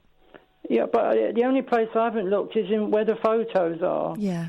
Do you think it could be between a book or something? It could be, but do you know what? It'll turn up when it turns up, Nigel. You see, when we had the floods here, the flooding, and people could just walk in and out of the house, maybe she didn't check it since then. But that was 6 years ago. Surely she would have checked it. I don't know whether people would pinch it, Nigel. No. It's a very personal thing. It's not thing. worth very much to anyone else, is it? No, it's kind of, to me, it's it means something to the person who gets it, and to everyone else. I mean, what good is it to them? There must be a name on it as well, isn't there? And how are you going to flog that? You can't sell it with someone else's name on it. I think. I wouldn't think so. I would think she's, to keep it safe, she might have put it somewhere safe, mightn't she? Or it might have fallen down the box. It might be somewhere daft. But I feel guilty because of not looking after it for her. Yeah. Well, don't feel guilty like that, because your mum would say that was was daft. There's nothing you can do about that, is there? No. And the other thing is, I should have been in the garden when she fell over, but I wasn't with her, and I'm blaming myself now because she fell over when I was in the bedroom, and I wasn't there with her to help her. But I couldn't be with her all the time, could I? No, exactly. She was living her life. If it didn't happen then, it would have happened another time. I mean, I could have been out cycling and she fell over. Exactly. And that would have been worse because I couldn't have picked her off the garden, put her into a chair or anything. I would imagine she wouldn't have liked you standing over her all the time. No. She wouldn't want me holding her hand while she was doing the gardening. No, exactly. But I'm blaming myself now because I'm thinking I could have saved her. No, well, it's natural to feel like that, Nigel, but you mustn't, because it's no good for anyone, that, and that's not what she'd want. No, but if I'd have been behind her, maybe I could have grabbed her and stopped her from falling. Maybe, but she might have fallen another time. You can't. You can't blame yourself. But I just feel that I was to blame. No. Well, you absolutely weren't. No. You know you weren't really, don't you? Well, yeah, I think I've got a new film of the grave on YouTube coming out. I think it might be out now. I've got to look later. The one I took after she was buried, of the flowers. Right. So it should be on YouTube. I wanted to sing you a song, The Greatest Love of All. Oh, blimey, that's a big song, Nigel. Well, I don't have to do all of it, but I was going to do half of it, maybe. Half of it sounds nice. Yeah, I'd about for half of The Greatest Love of All. Go on, then.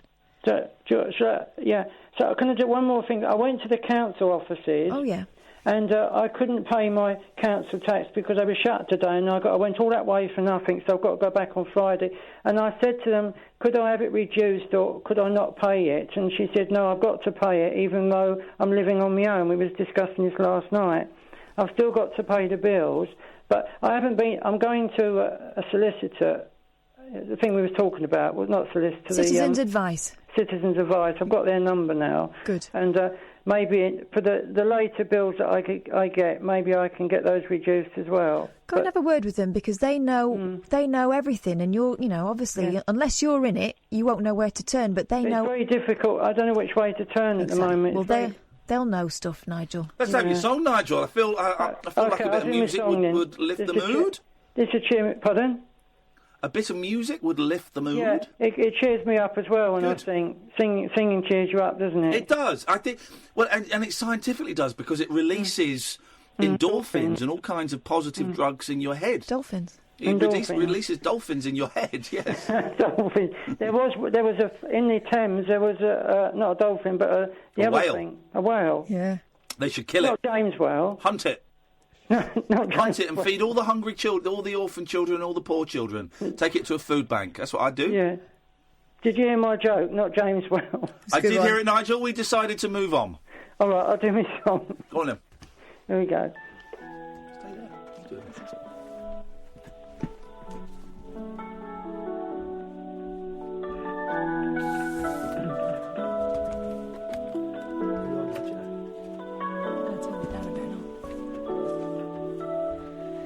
I believe the children are our future.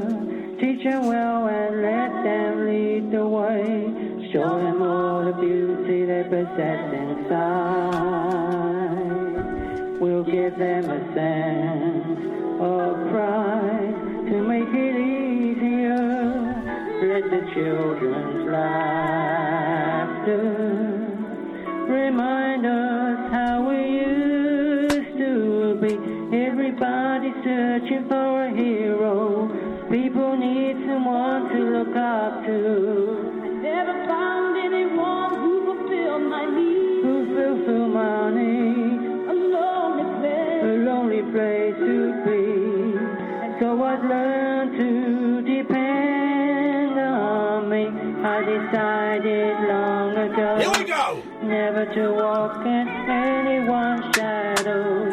If I fail, if I succeed, at least I lived as I believe. No matter what they take from me, it can't take away my dignity. Because? Why? Because the greatest love of all is happening to me. Oh yeah. I found the greatest love of all inside of me. The greatest love of all. Are we getting the whole song? It's easy to achieve. We did say half the song. It's coming to the moral. Learning to love yourself is the greatest love of all. Sounds like the whole song. Sounds like the whole song, though. I believe Oh, Jesus. the children are our future. It's because he's not got kids. It's the 12-inch remix.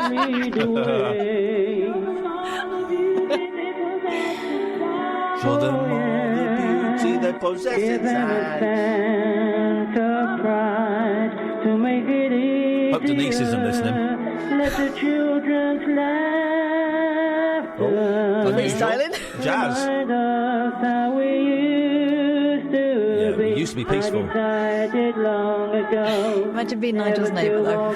Anyone's shadow. If I fell, if I succeed, at least I lived as I believe. No matter what they take from me, Your microphone. they can't take away my dignity. Please, we finished. Because Here it goes. the greatest Fair play, he's singing it like he means it. love of all is happening to me. Gotta learn to love yourself. Oh,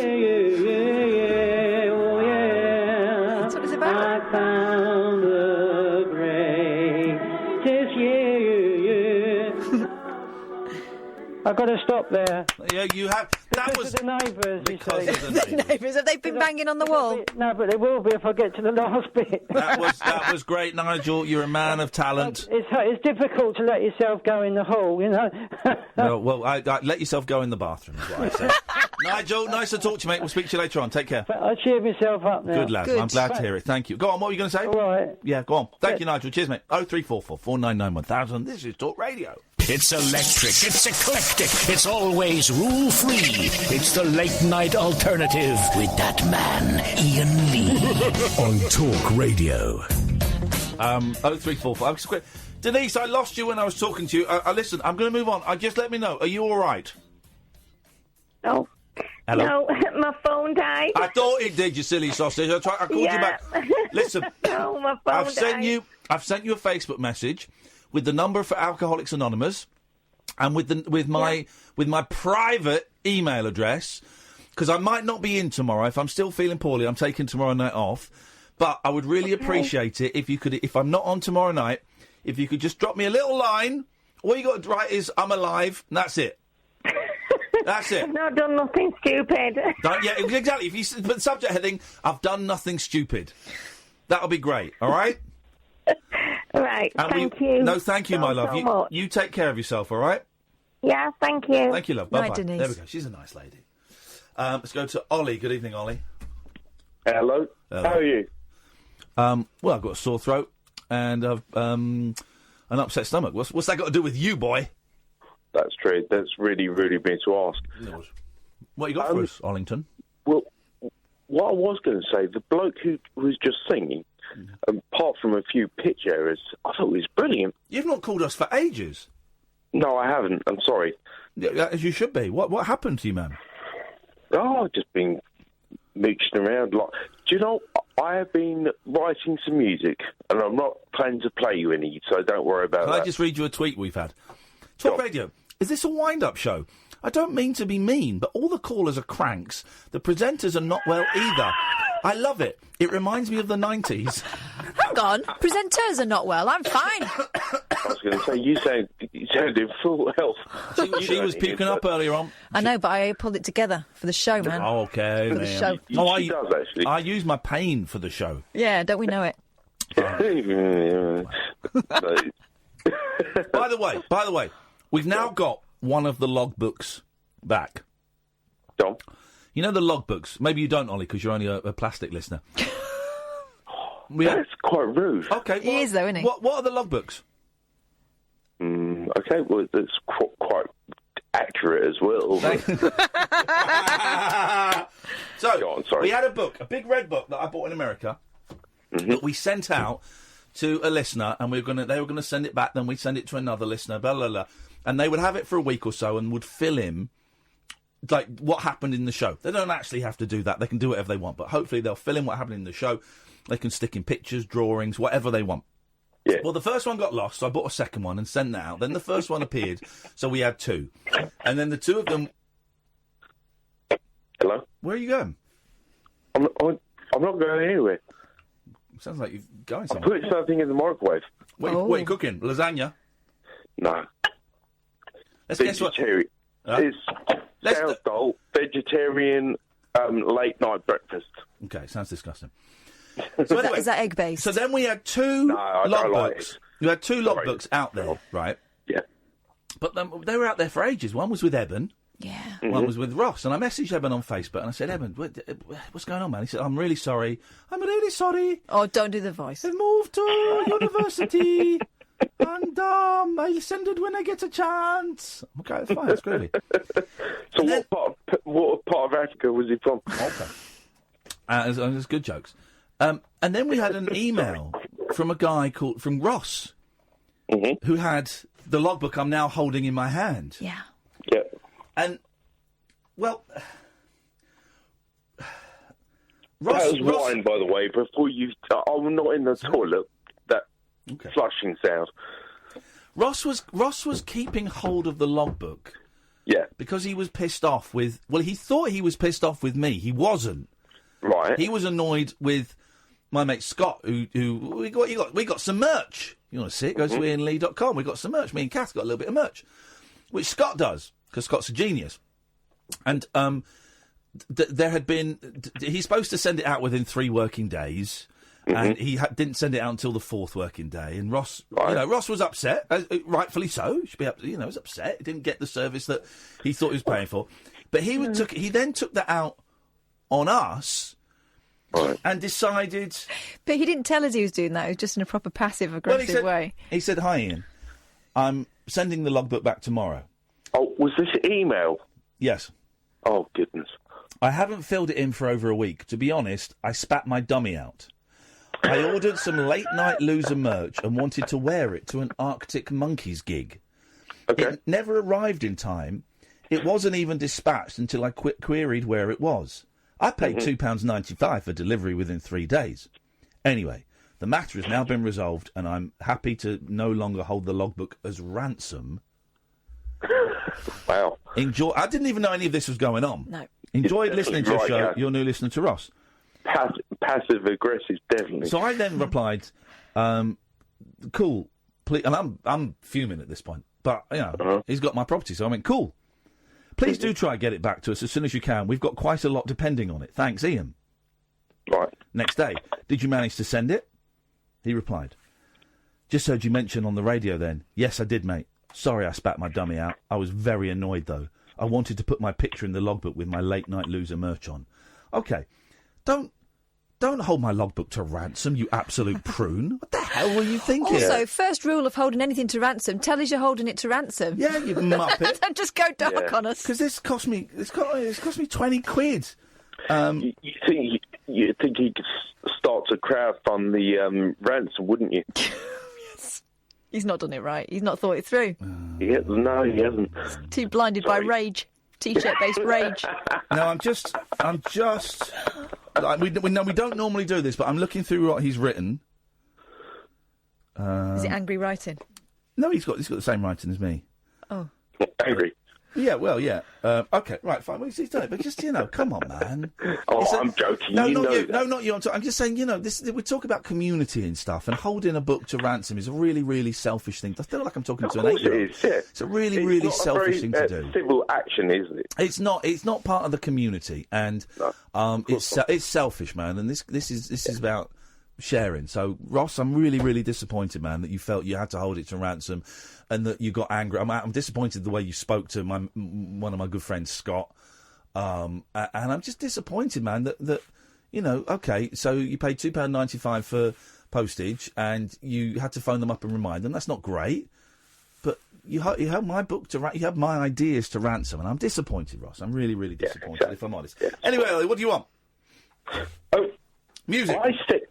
I sent you. You got to remember, I'm not fully there, so patient with me, please. No. Sorry, that sounded rude. I didn't mean to be rude. Just get on with it. Right. Okay. You put me on to Nielsen, and I absolutely the murderer. He's a great murderer. No, Harry Nielsen. Yep. And he was absolutely fantastic, and I thank you very much for doing so. Well, it's my pleasure. That's all it was, really, is to say thanks. Kath, where are you going? Is that bad? Does hot air rise? Yeah. Okay, I'm just going to go to the floor. Okay. All right. That's good. I think Kath just dropped her guts, Ollie. You just made me pull his finger, Ollie. Okay. I do think girls did that. I didn't. Yeah, I do. I mean, I do, obviously. You'd explode, but I don't do it like he does. She's a disgusting human being, Ollie. I apologise to anyone who may have caught a whiff of that through the airwaves. Dirty. It was not me. Dirty cow.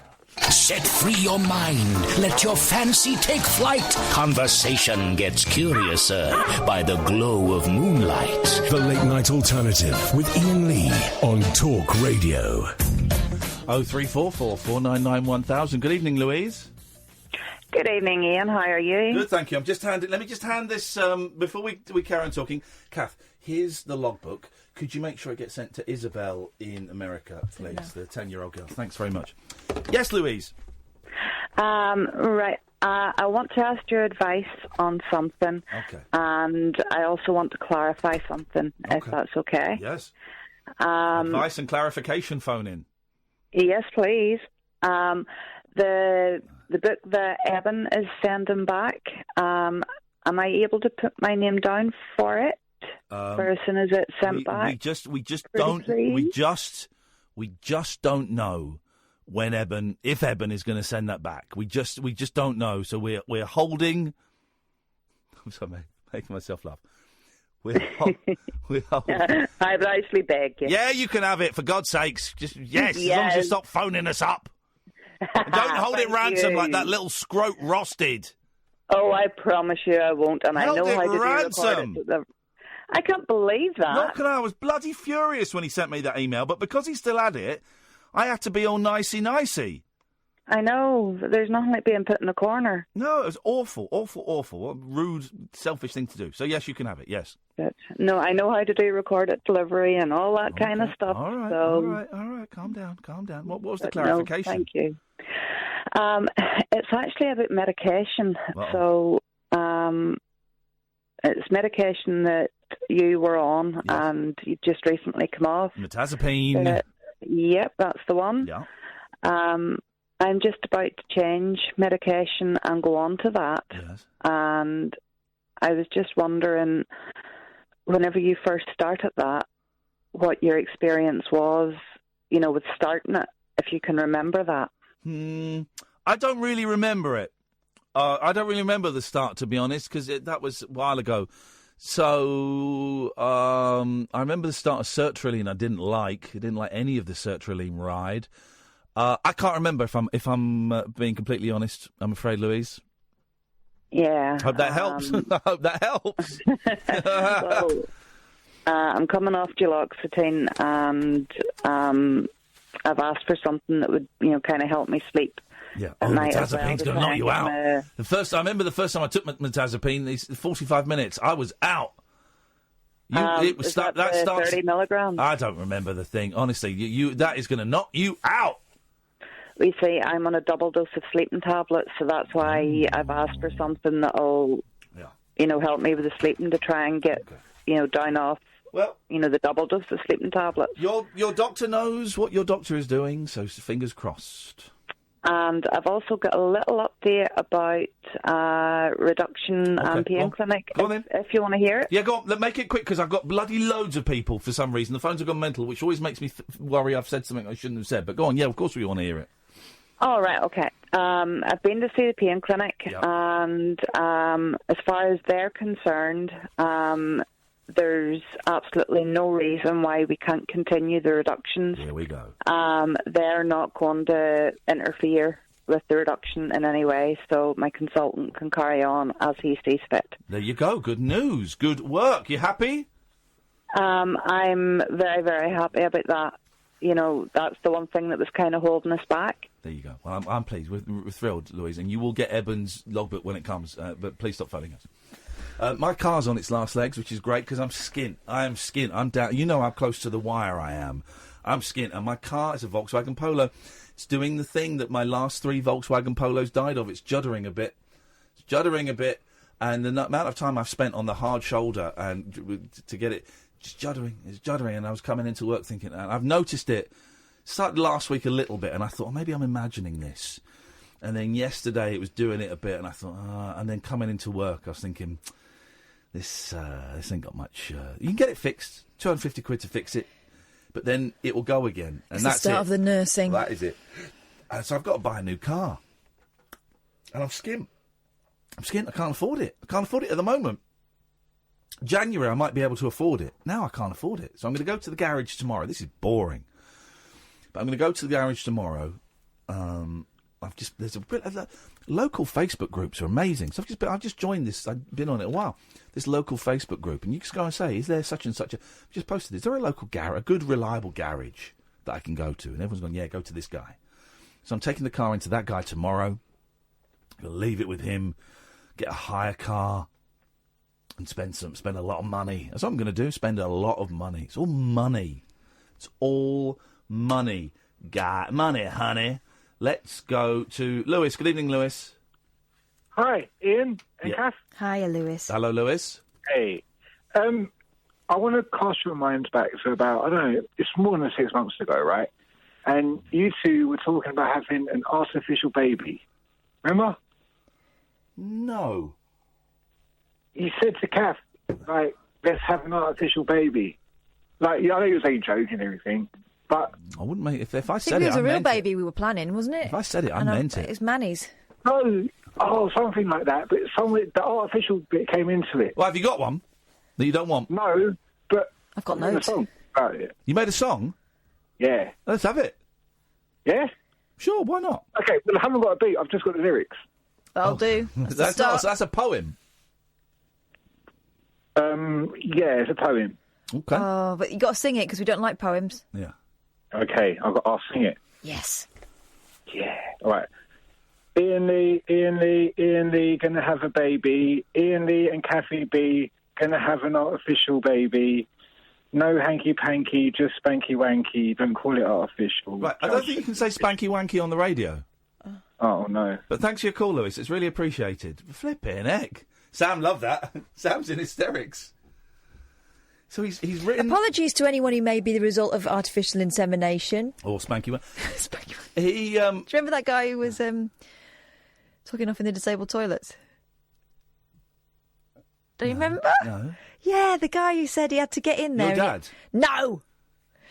The guy who said, he rang us up and he said he had slow sperm and he was told he had to come and give a sample and he had to get it to him quick. And so he went to he went to the hospital, found the disabled toilets, and I can't remember what he said. He wasn't tugging it. He said he was, I thrashed it. That was it. Do the story about the motorway, the dash cam. 2, 4, 6. You All right. got that? I need to reattach my dash cam, by the way. Shenanigans. So you can get stuff like this. Will This happen is again. great. Okay, so here's a story from The Mirror online, if you want to read along with Kath. This is called... I like it when you say that. You should say that more often. This is called Naked Man Spotted Having Sex with Blow-Up Doll Beside M1 Motorway in Bizarre Dashcam Footage. And that basically is the story. Yeah. But let's indulge. There is a video, it's a bit crap. Actually, the video of your mind is probably going to be more effective in this one. Bizarre footage appears to capture a naked man imitating... I mean, how do they know that he's imitating it? Imitating having sex with a blow-up doll at the end of a slip road... on the M1. The footage, taken on a lorry's dash cam, shows the man standing behind the doll near Northampton last Wednesday morning. He appears to be balancing it against a crash barrier and has it facing away from him. The driver, who wants to remain anonymous, said, "Some people have very strange hobbies and fetishes." The clip is... Can you... That's quite off-putting. I'm just relaxing. Stop it! The clip has amused many social media users and has been shared widely. This is actually sexual harassment in the workplace. You love it. Stop it now. Okay, all right, fine. It's exactly what I would say these days in one of those moments. David Blair said, "Ha ha ha ha, roadside fun." Bert Burlington Bertie added, "It will be on Pornhub later." Roadside fun. Chris Doe concurred, "That's the hard shoulder." I like that. Yeah. Good one. You should always pull off on the hard shoulder. At least he's behind the boundaries. Barriers. Yeah. You broke the boundaries. Did. Mike Sandland added, "Stop it. Stop it." Sorry. Mike Sandland added, "We all have our fetishes, some stranger than others." Drivers on the A1 in Nottinghamshire, this is a different episode, were stunned to see a naked man hidden behind some trees in April. The red-faced man raced back to his car. A Northamptonshire police told The Sun police were called to a junction near the... I'll do the police voice. Police officers were called to a location near junction 15A of the M1 on Wednesday, September 19th at 12:15 to reports of a man behaving inappropriately on the side of the road. When officers arrived at the scene and carried out a search, the man had left the area and no further incidents were reported to us. That is not how police speak. What police do is they say, there's a man... They suddenly become... When they're doing an official statement or whatever, police officers will suddenly get into the present tense. So they'll say... On the evening in question, the man is proceeding towards the motorway, holding a rubber doll. No, they don't. He's taking off his trousers. No, they don't. Yeah, they do. They do. They don't, mate. They do. I've done enough court reports to know. On the day in question, I was there with my colleague, Professor David Lidd. David Lind? I would have thought you would have queried Professor more. Well? I was there with my colleague, Professor David Lind, and we witnessed the suspect approaching us at approximately 50 miles per hour. We decided... He's braking. He broke? No. They say it in the present tense. No, they don't. Yes, they do. No, they don't. Any coppers listening, can you come on and talk to us in that funny way you do? They're all beating up black people and taking drugs. No, they are not. That type of copper does not listen to this show anyway. No. Okay. Only the nice ones. Okay. Smart uniforms. Hey, lady coppers. I love a lady copper. I'd love to cop a lady. Stop it. Honestly, you are like flipping... You need some sort of injection. I'm a horn dog. He is. It's terrible. And I just want to go to sleep. Are we finished with that great I think we've rinsed that out, yeah. I hope he has.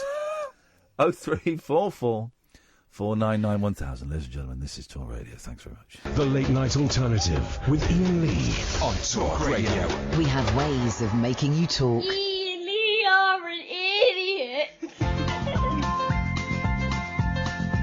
If I listen too long, my brain turns to mush. There's a voice that keeps on calling me. Hello? Down the road, it's where I'll always be. Wow. Every stop I make a new friend. Can't stay for long, just turn around and I'm gone again. Maybe tomorrow I'll wanna settle down. Until tomorrow I'll just keep moving on. Hello? Down this road that never seems to end. When new adventure lies just around the bend. So if you wanna join me for a while, just grab your hat, come travel light, that's old style. Maybe tomorrow I'll wanna settle down. Until tomorrow, the whole world is my home. So if you wanna join me for a while, just grab your hat, come travel light, that's old style. Maybe tomorrow I'll wanna settle down. Until tomorrow, I'll just keep moving on.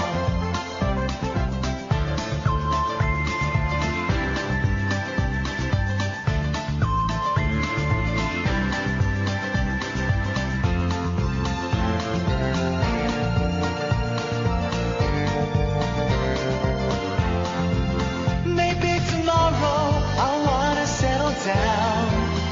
Until tomorrow, I'll just keep moving on. There's a world that's waiting to unfold. A brand new tale no one has ever told.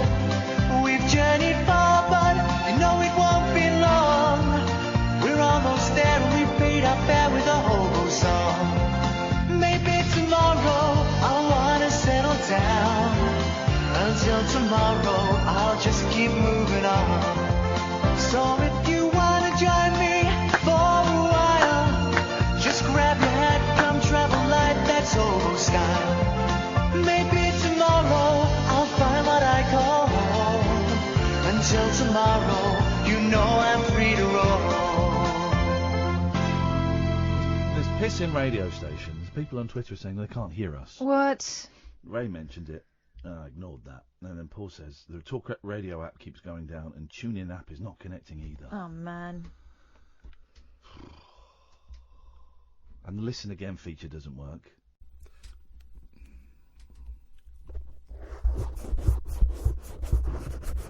Is there anybody listening? Do we just read the Carly Simon book? Let's go to Jerry. Evening, Jerry. Hi, how are you doing? Oh, I feel lousy, man. I want to go to bed. You sound a bit cold. So you got a cold or something?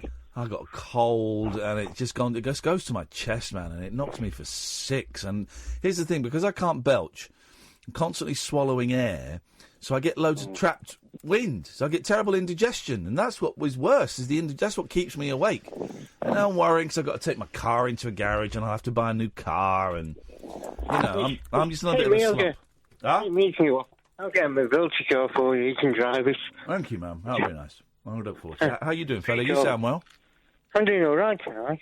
Well, I just heard that place near the roundabout, in the bushes, that news story, man in the bushes, Nottinghamshire, police. Was it you? They went out. They went out. No, what police went out to? Special branch. Oh, boom. Sorry. I preferred it when we couldn't understand you. I wish they'd stop their research into Parkinson's, and because your jokes are terrible. It's hard to break off the tunes of it. Usually, it's Nottingham. It's Nottingham. How we can sing a song, please? David Soul, Silver Lady. Go on then. Okay. Here we go. Sing along the tune. Here we go. Turn the volume up. Should I hear it now? We finish at 1. Paul Ross comes in at 1, Jerry. Hey. A bit loud. I like Paul Ross. There with no fee. Down. Takes them very shortly.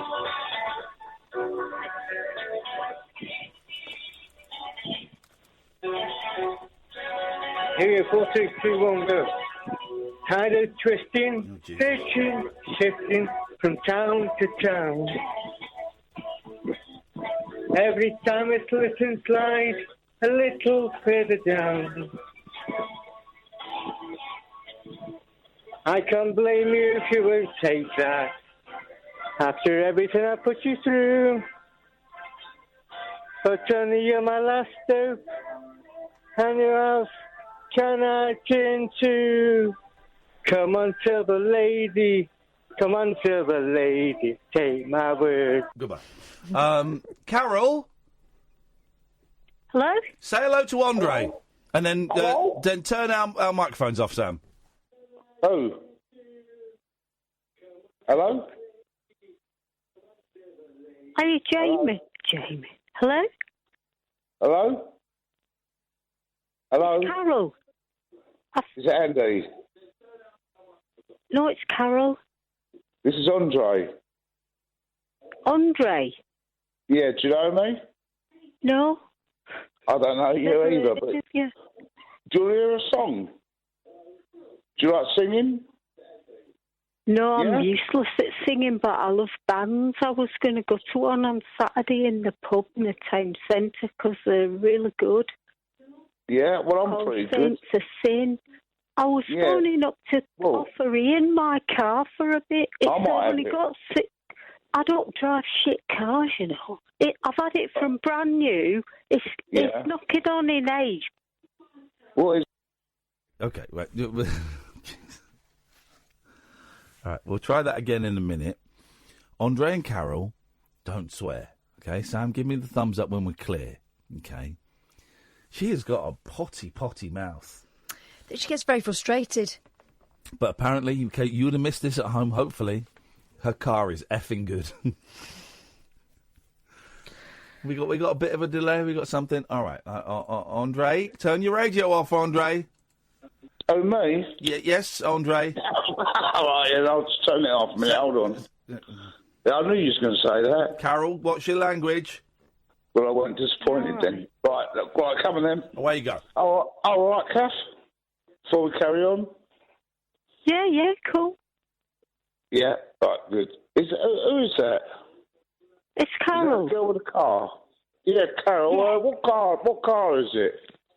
I've got a Vauxhall Astra, old body shape, a 1.8. It's a saloon. And it's nearly got 60,000 miles on it.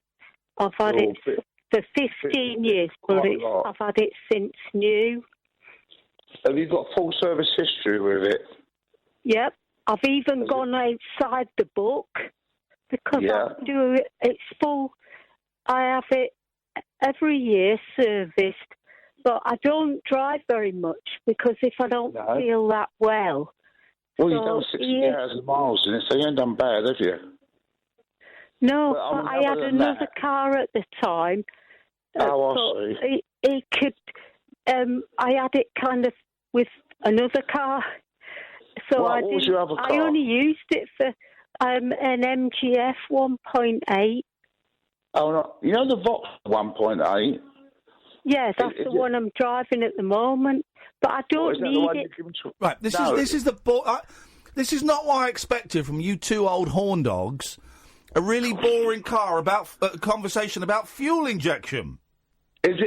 No, it's not fuel injected. It's not that posh. I thought it was going to be about sex. Tyres. Spot Is on. it a Vauxhall? Jeez. Vauxhall Astra. Astra. Oh, nice. But I've had it. Still not interesting. Factory converted. It's boring. Yeah. Has it got a nice exhaust on it? Andre, this is boring. It's got stainless steel exhaust. Oh, nice one. Probably lifetime guarantee, I should imagine, on that.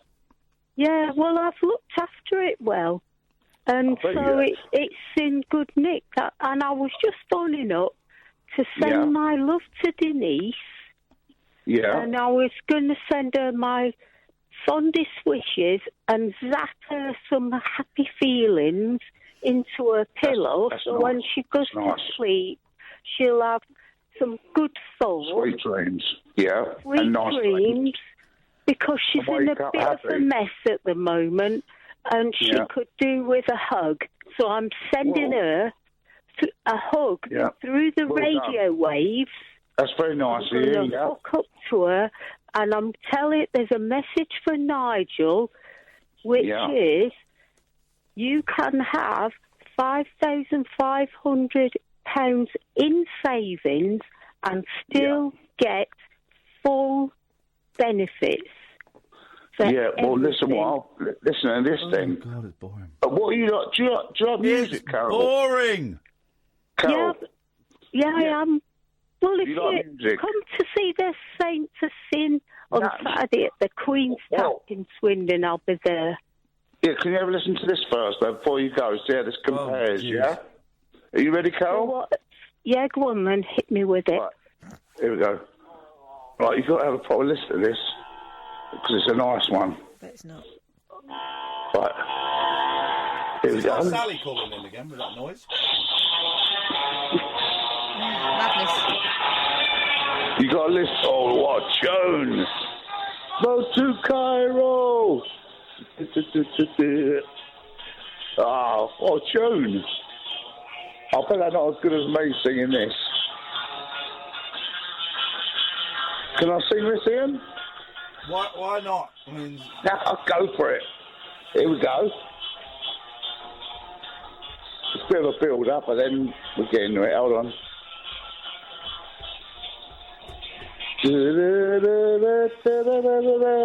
There's no words then. No, words in a minute now. Can't wait. Is that Right, your song? Here he comes. Go on then, hurry up. She said that before. Don't give up your day job. Gone noon, past half monsoon on the banks of the River Nile. Here comes the boat, only half afloat, as some crews have toothless smile. Only just one more to desolate shore, last boat along the River Nile.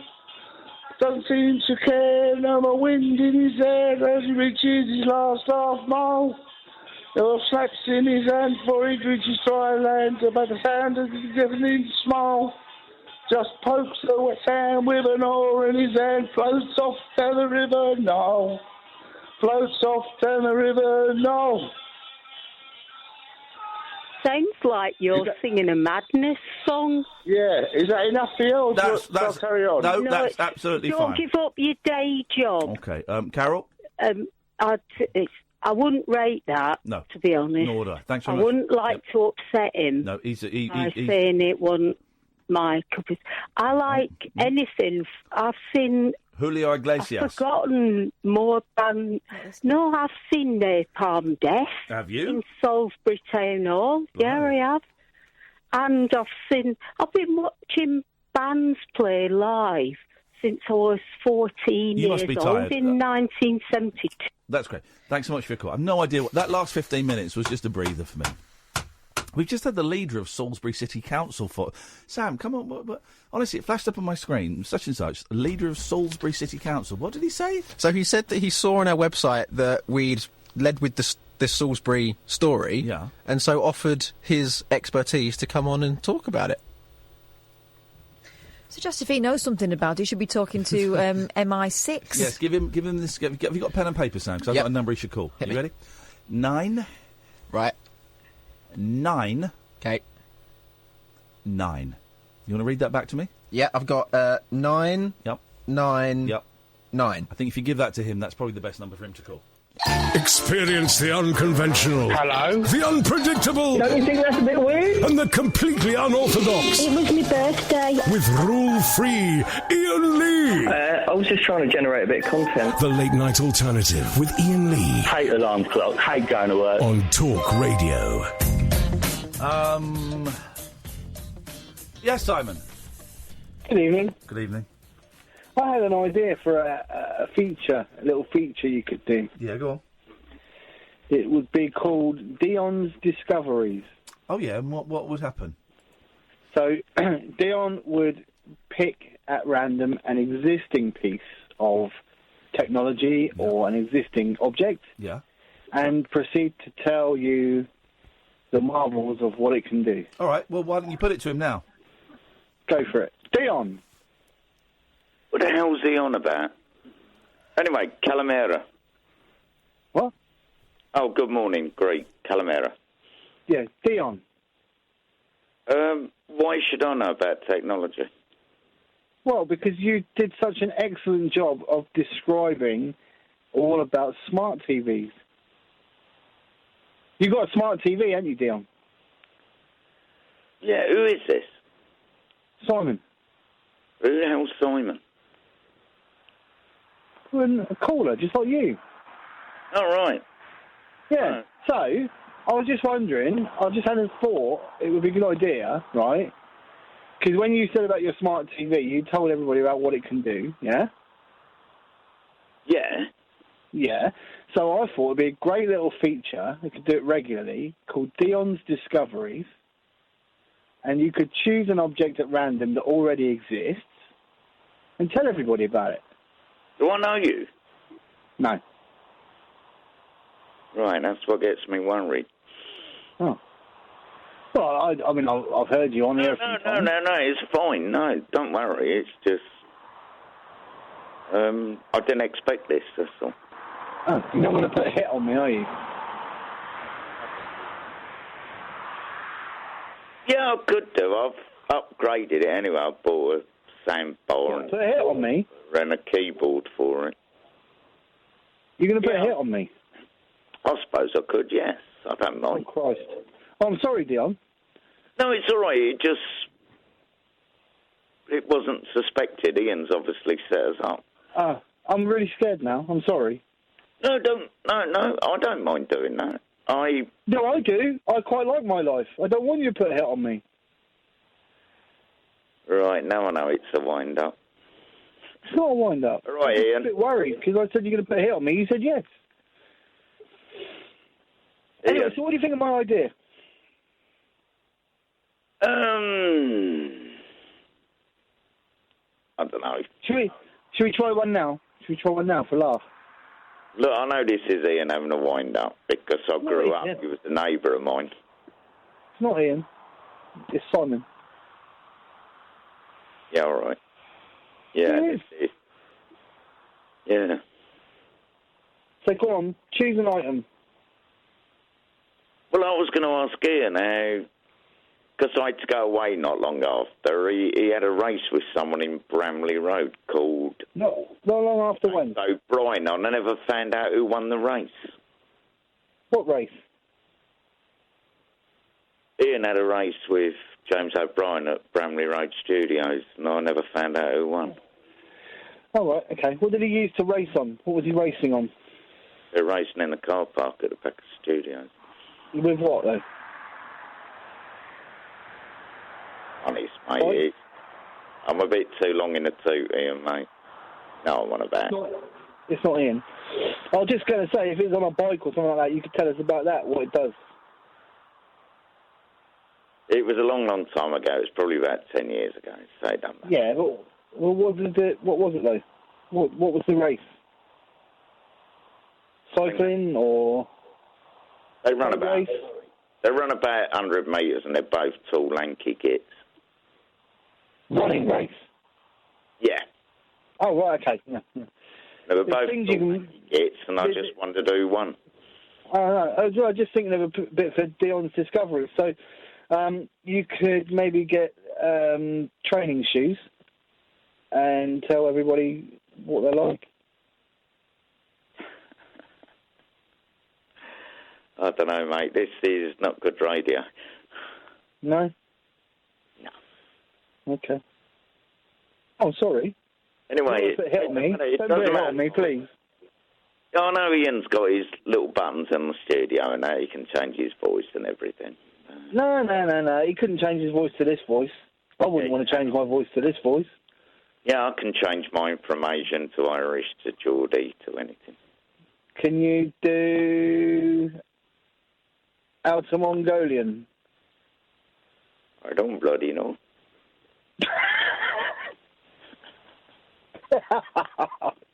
Come on, Ian. Liven up, mate. Get in the real world. All right? Not in. Well, it doesn't matter then. What are you doing tonight anyway, Dion? I had a mate round. We had a couple of joints and I come lie down in my bed about 11, half 11. Okay. Might not be a good idea to tell you that I'm a policeman. You might not want to know that now, at this point. Well, you don't know where I live, or if you can, I'll give you the address. Come round and nick me, 'cause there's nothing here. Well, there isn't now, because you smoked all the evidence. Oh, dear me. Sorry, mate, I'm a bit long in the tooth with all this. Okay. Well, if you're a policeman... What do you want to talk about now? If you're a policeman, come round. Well... Do you want my address? I can be there in about 20 minutes. How about that? Okay, then. Well, you better take... But you're going to hide all the evidence, though, Dion. You'll hide all the evidence, and then when I get there, you're going to start telling me about what your smart TV does. I know your game, my son. All right, then. Well, come round in an ARV. A what? An ARV. What's that? Well, you should know if you're a policeman, because... No, I want you to tell me. You're a policeman, mate. Ian, come round an ARV, because if you try to come into my place, I would just... Well, you won't get in. You're going to kill me. So you are going to put a hit on me. No. Ian, please, mate, I know you're going to do a good podcast with this, but... don't wind me up, mate. I'm not winding you up. I'm just asking you. Have you destroyed all the evidence? Because I'm scared that when I get there, you're going to start telling me all about your smart TV. You don't know where all... Oh, come on. It connects to the internet, doesn't it? Mate, this is getting very childish. Why? Because I know Ian's... I nearly swore then. Good job, Don't swear. If you swear, I'll have to press the dump button. Yeah, well, there you go, Steve. So you're in the studio. Yeah. No, I refrain. Sorry, listeners. I know it went out on YouTube. Sorry. Hey, Dion. Yes. Does your TV have YouTube? Yes. Wow, never. What else does it do?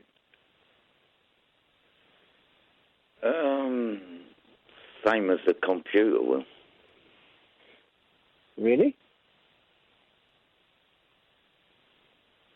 So you're in a good mood. Sorry? Yeah, I am in a good mood. Good job you're in a good mood. Why? What are you going to do? Kill me? Put a hit on me? No. Good, because I'm a policeman. I wouldn't like that. Yeah, well, what you met? Thames Valley? Midlands? Greater Manchester? Wow. Lancashire? You better tell me what an ARV is, and I'll tell you. Well, if you're not a policeman, or you'd know what an ARV is. I am a policeman. Yeah, I know. Honestly, I am Chief Inspector, Detective Constable. I'll tell you something, Ian, I'm playing your game, mate, and it's good fun, because it'll make a good podcast, because I'll probably find it online somewhere. But it is good fun, you know. Well, if you're coming up from London, can you bring that whale up the Thames with you to Windsor? It'll be better off in Windsor than in the estuary. better class of people.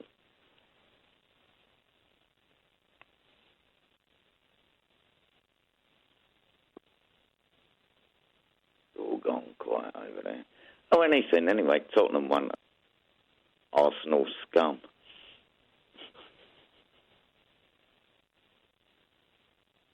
Penile erection. Pardon? That's what I said.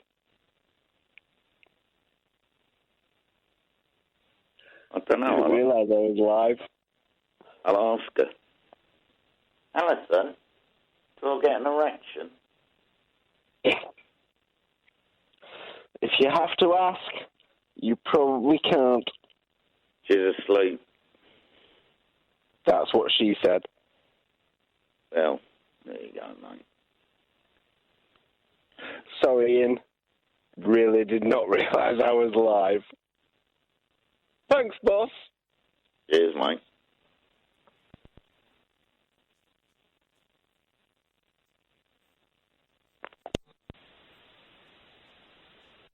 Across the UK, online and on DAB. The Late Night Alternative with Iain Lee on Talk Radio. 0344 499 1000. Late Night Alternative. Iain Lee, Catherine Boyle. Yes. Here till 1 o'clock. Mm. I may not be in tomorrow. I really don't feel very well. So I feel very queer. And so hopefully I feel better. That feels to me like this is the start. This is the start of the cold. You sound a bit wheezy. I'm a little bit wheezy. Hello, Lewis. Hi, Ian. I got the song I wrote earlier. Yes. I've been practicing it and I can sing it, man. Okay, because we had to cut you off because it was so bad. I know, but it's not really bad this time. Okay, fine. Well, I like people that lick their wounds and come back fighting harder. Yeah, refined. Yeah. Okay. Right, I'm ready to sing it because I only had the lyrics, so I'm ready now. Okay. I think. All right. You ready? Very, very ready. Iain Lee. Iain Lee. Iain Lee. Iain Lee gonna have a baby. Iain Lee and Kathy B. Gonna have an artificial baby. Iain Lee and Kathy B. No hanky-panky, just spanky-wanky. Don't call it artificial, just says it's official, yeah. Yeah. That's what I got so far. That took you 6 months. How is that different from the first one? I sang it. Okay. Oh. Have you got any news stories? Yeah. Go on, you do that. Okay, here's one. I'm going to sneeze. That's not the news. Bless you. Mum worried after call from son. School. But can't help laughing when she discovers what he's done. Say that again, I didn't understand. Mum worried after call from son's school, but she can't help laughing when she discovers what he's done. Because you originally said Mum worried after some. I know, because I thought I was going to sneeze again. Okay, well, that emphasis meant that the whole thing didn't make sense. So Okay. give it to us one more time and then go into the story. Okay. Mum worried after call from son's school, but can't help laughing when she discovers what he's done. A poo in the bath? No. Warning, this story involves an image which some may find disturbing, so if you're all squeamish, look away now. I've never been so drunk or so high Mhm. that I wouldn't remember splattering a bath I know. with my guts. No. The fact that they were questioning that. Sorry, this is talking about Josh, our guest in the first hour, told us a story about a threesome. It's had me thinking a lot. Although I did have my drink spiked once, and I have no idea what happened. Okay, I'd give you that. But they were legit threesome lovers. Yeah. Anyway, go on, sorry, Karen. Also, right, I know that we're blaming it on extra girl because it's probably easier to blame it on extra girl, right? We're all the extra girl in this life. But if it is extra girl, then I mean, she had precious little mystery to start with. Yeah. That's kind of. She's left some mystery for them. She's jumped in with both feet there, hasn't she? Well, I wouldn't jump into that. Oklahoma-based mum, Lady Hobson, actual real name, Spell Ladye. Oh, so she's not. That's not her job. No. Okay. She's Lady Hobson. Recently Lady Hobson, isn't that like the little own brand version of those, Mr. Kipling? No, the what are the things that you put your penis in and hump it? You can make one out of Pringles and a rubber glove. Oh, a fleshlight. Yeah, isn't Lady Hobson? Did they do them? That'd be middle aisle, wouldn't I think Lady Hobson is like an own brand fleshlight. Okay. You got any Lady Hobsons? I can't no afford. more cough medicine for you. I can't afford a fleshlight, but I don't. I've got more than enough. I could buy Pringles and a Marigold, but I feel like treating myself. The wife's away. Gonna have a nice week. I'm divorced and living on my own. I'm gonna get myself 3 Lady Hobsons. 3? Why 3? No, different races. Oh. Okay. You attach them to a cut-out picture of a white lady, a black lady, and a Japanese lady. Okay. And then you've thought about this a lot. I've got it. No, I'm not. I've got it. Sam helped me set it up. Okay. It's a great little system. Thank you, Sam. Got a glory hole Hobson as well. Flipping it, man. Huh? Oklahoma-based mum Lady Hobson, who doesn't deserve that kind of treatment. She deserves more respect. Can't breathe. Recently got a call from her son's school, and you should have a letter home. While she was at work. Yeah. As many parents will know only too well, a call during the day from your child's school can be a very bad sign, so she was a little worried when she answered the phone. Of course she was. Thankfully, it turned out her son, Brylan... Oh, my God. That's was... like 3 names in one. Ryan, Rylan and Lando. Well, thankfully, it turned out her 3-named son, Brylan, was neither sick nor in trouble. But Lady was in no way prepared for the conversation she was about to have with the school's head teacher. In a post written from her view from home... Oh, in a post written for her view from home... Can you not read punctuation? Listen, yeah.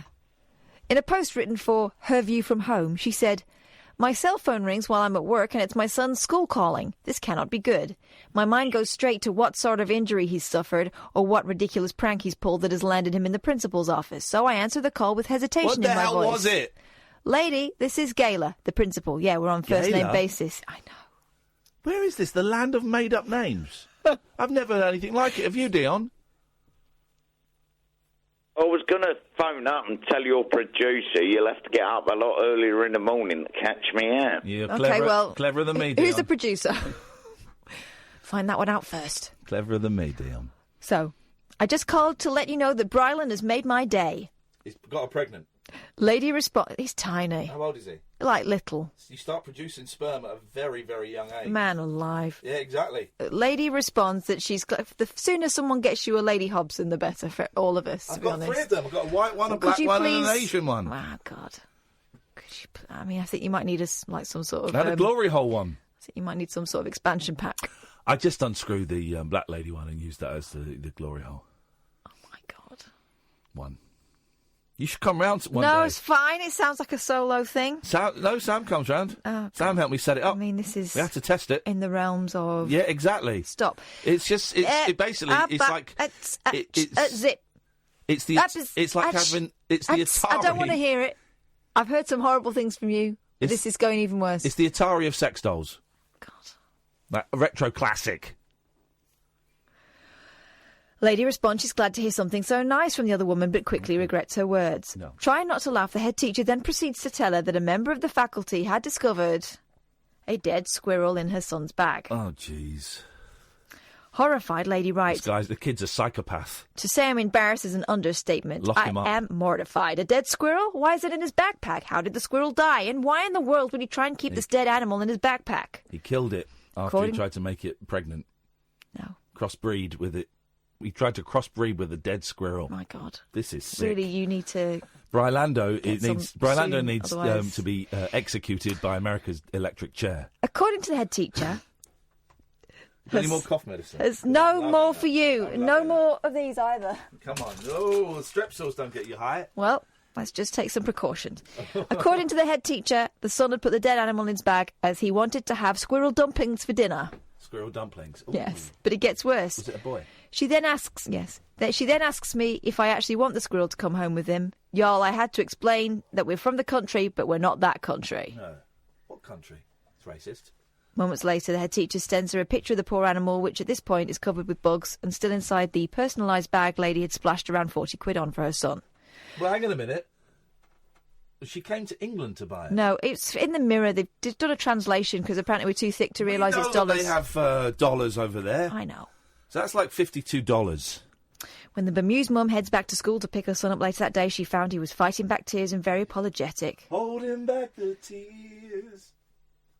I'm sorry, Mum, I bummed a squirrel. She adds, I think after all this, my kid may darn well deserve some squirrel dumplings, although someone else will have to cook them because this mama will never. Sorry, I don't understand what that story was about. It was about someone. I thought he'd done a good thing. No. That was the implication at the early stage. No. Everyone was laughing about it, but, he's picked up roadkill. And So what we're going to do, right, because I'm going to be sick, is we're going to... Oh, we'll take call straight to it. Hang on. Yes, line 1, you're on the wireless. Yeah, there we go. That's how it'll work. Thanks. The Late Night Alternative with Iain Lee on Talk Radio. We'll get you talking. 034 4499 1000. Call straight to air. Good evening, line 1.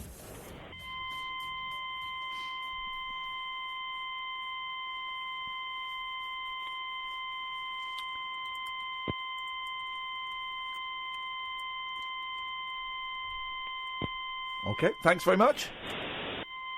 Yep. Okay, thank you very much indeed. Enjoyed that.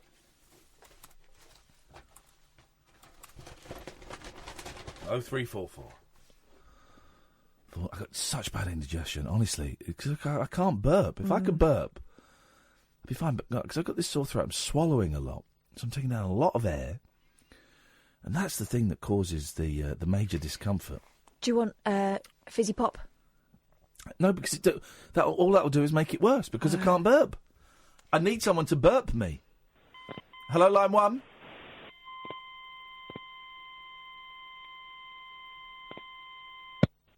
Can you hear me?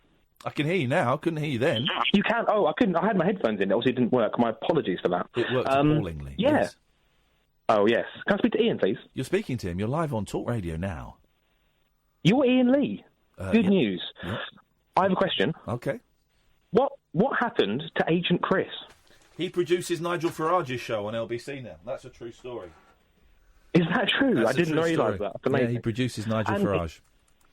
And the second question is it possible if we can bring back the Daily Correspondent update? Well, yeah, we can, but the thing is, we did it at 5:38, and I'm not on the air then. But you guys are welcome to organise that yourself. Wow, we could do that. That's exciting. Thank you very much indeed. A classic listener. I like that guy. Thank you, man. Line 2, you're on the wireless. Okay, there we go. Disappointing. You got any more stories? Yeah, I've got this one about a ghost ship. Ooh, you want yes, mate, let's get some ghost ship music. Okay, here we go. You're a fanny. Oh. Haunting. Yes, line 1. I've got a cure for your illness, and it will work within an hour. Beautiful. No, I haven't. I was lying. Permission to put out, please, sir! Permission granted. Very disappointing. Very disappointing. Go on. Got your hopes up there. Yeah, he did. He really did get my hopes up there, and then they were dashed. Right, here we go then. Bloke explores haunted ship in dead of night. What he films is terrifying. Oh, sweet Lord. He's not going to be terrifying. Ghost hunter Xavier Hunter. What? He's actually called Is Ghost he a ghost hunter, or is he a He's called Xavier hunter? Ghost hunter Xavier Hunter. It'll be easier to catch ghosts than Xavier's. He's 38. Videoed himself exploring I would say Xavier. Would you? Yeah, Xavier. I don't know how you pronounce it. I'm going to say Xavier. Okay. Say it. Xavier. Okay. Thanks. He videoed himself exploring the bowels of the retired Queen Mary ocean liner when Dirty boy. creepy incidents started He to went in occur. Queen Mary's bowels. I know. Dirty She's boy. retired as well.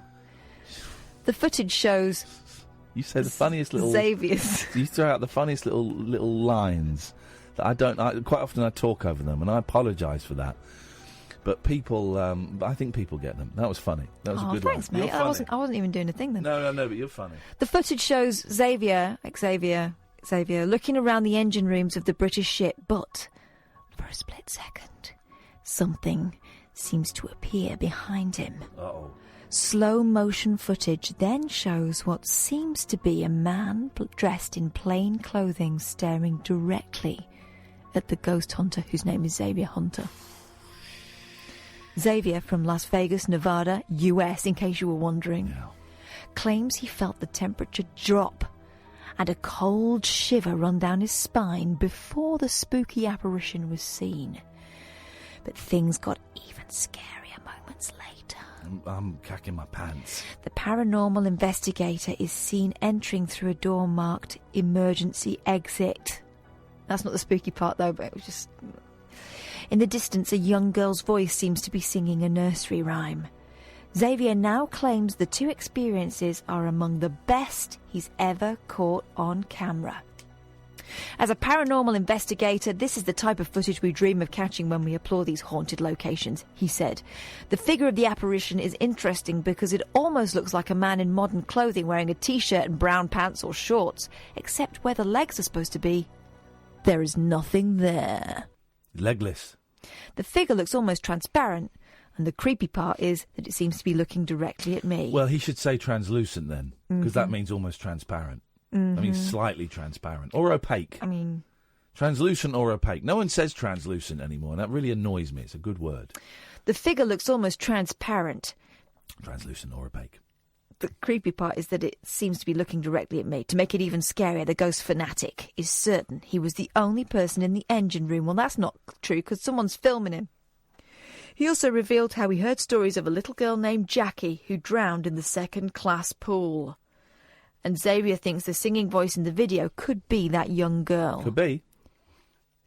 As I open the double doors, you can clearly hear what sounded like a small child singing a nursery rhyme, he added. Once I entered the area where the ghost sang, you can briefly hear what sounds like a small child crying. I have no explanation of what this could have been. Maybe I am one of the lucky few who've actually made contact with the ghost of Jackie. There's a Lady Hobson, in case you're wondering. Oh. That's what it looks like. Looks a lot like an exhaust pipe. Yep. Is mine supposed to look like that? Because I think I might need to see somebody. You probably want yours tightened up a little bit, yeah. To make it look like that. I would have thought. Do you not think? I mean, that looks quite... No, I think yours probably needs to be tightened up. That looks... No, you need... I'd imagine yours probably needs a little bit of... No, mine's... it's just... Mine's not as metal as that. A bit of stitching. What? Hello, Line 1. You're live on Talk Radio, Britain's fastest growing, speech-based, news-based, topical, vaguely right-wing radio station. Congratulations. Hello there. Hello? Okay, well, that didn't work. I mean, these guys tonight. I gave that guy a really good introduction. I'm so worried my car isn't going to make it home, because my car is not feeling well, not working very well. And it was just giving me the judders on the way in. Would you like me to drive behind you, make sure you get home? Oh, thanks, Mum. I'm all right. What are you talking about? It's me being friendly. Yeah, don't bother. No, if I break down, you can come and pick me up. I'll phone you, and you can come pick me up on the double. Well, I mean, I will. I will do that. Can I have your attention, ladies and gentlemen? I like it. I've never done that. I've always wanted to... Can I have your attention, please, ladies and gentlemen? I don't want to alarm you, but we're under attack. That'd be great. I don't think you'll need to do that if it's an attack situation. Can I have your attention, please, ladies and gentlemen? I don't mean to alarm you, but the sex party starts now. Don't mean to alarm you. Can I have your attention, ladies and gentlemen? I don't mean to alarm you, but the Whitney Houston Tribute Act is starting in the next room. Why would that be alarming? Because some people are terrified of tribute. Oh, I love a bit of tribute, me. Here's a story. Oh, hang on. Hello, caller. Welcome to Talk Radio, home of the hits. Ian, I've got a big hairy willy. You've got a big hairy willy? Would you like to see it sometime? Yeah, sure. When? I'll get hairy balls as well. Okay. They tend to go together. You've got hair on your willy.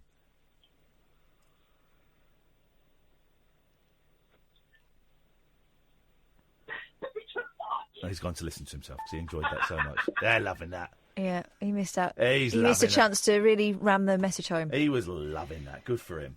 Hello, line 2.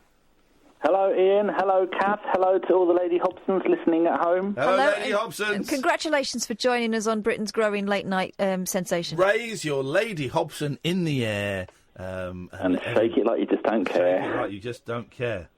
I have an idea for a show, Ian, and it's one that is actually quite feasible. You know, you have a gun amnesty, and I nearly didn't be able to say that, and a knife amnesty. Yeah. How about a alternate number amnesty? Because I ring up on another number with on my mobile and with a different name and area.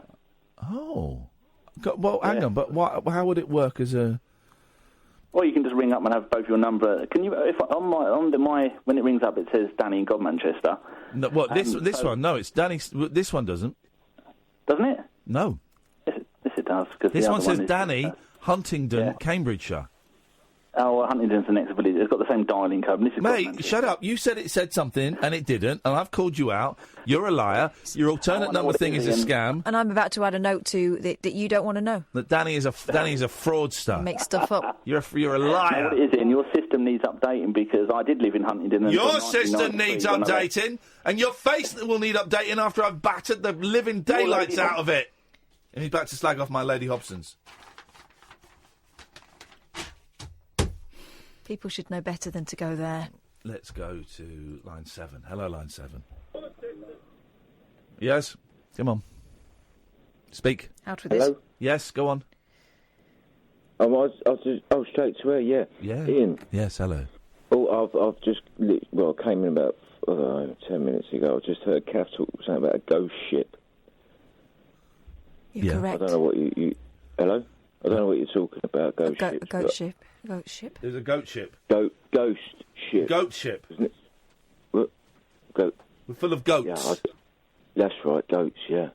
All I wanted to say, I don't know what you're talking about, but the scariest thing I've ever seen. Never seen a ghost. Right, steady. No, mate. No, I woke up. I was with this ex-girlfriend. I woke up. Lying next to her. But as I've rolled over, one eye was open. Yeah. And she was having that rapid eye movement, like as if she was dreaming. Yeah.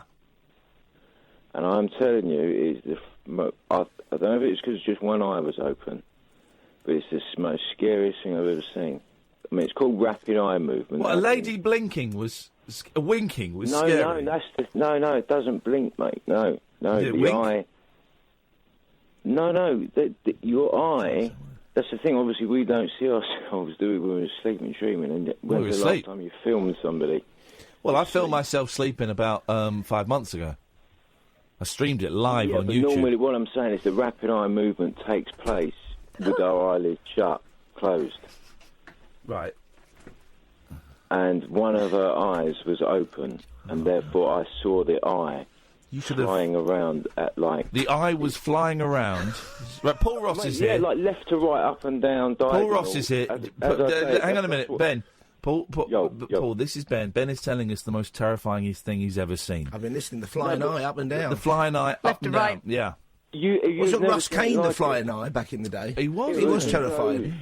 She was possessed. Because she was... Ross, hang on a minute. Russ Kane was not possessed, Ben. That is libelous. You've got to retract that. Some of his goods have been repossessed. Yeah. But your home is at risk as well, Ben, if you don't keep up with payments and always read the label. But thanks for the call. Let's go to line 7. Line 7. It's Xavier the Ghost Hunter. The little girl is behind the door. Okay, thanks very much. That reminds me of something that one of the mediums, in inverted commas, when I did Most Haunted Live for many years. Oh, yeah. Paying off tax bills. One of the guys... You don't have to justify your doing what work. Because I used to be watching it in my free time and no one was paying me. Here's the thing, as I get older, I don't justify anything I love now. it, though. Always, why'd you pay the tax bill? Yeah, exactly. We know that. But one of the mediums once came in, and I was only doing the link, so I'd say, William Blake wrote, there's that which is known and that which is unknown. In between the doors, tonight our hand will go on that door handle. We'll pull it open, see what lies behind.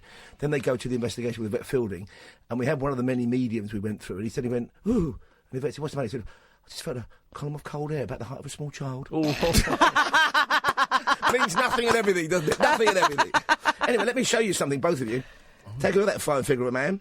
Oh, yes. There he is, Mr. Mutton Chop Whiskers. His name's John Roberts. He was born I'm reading your tweet about that. 1829, OK. Great picture. He had 30 grandsons of his 100 grandchildren who served, sons, in the First World War. 100 grandchildren. He lived to count back 23 of them. Wow. It's an amazing story. His great-great-grandson has done the family research. He joins us on the programme. I can't wait to hear about that one, because we're counting down to the big commemoration, 100 years at the end of the Great War, of course. Well, that went on a bit longer on the very Eastern Front, because we joined up with the White Russians against the Soviets and all that stuff. But it's a brilliant story on the show tonight. All that and the usual old tosh. I love stuff like that. That's that's proper social history, man. That's exciting. One of the few things I did I was quite pleased with was years ago when I was on that rather kind of mediocre show after the One show called what's it called?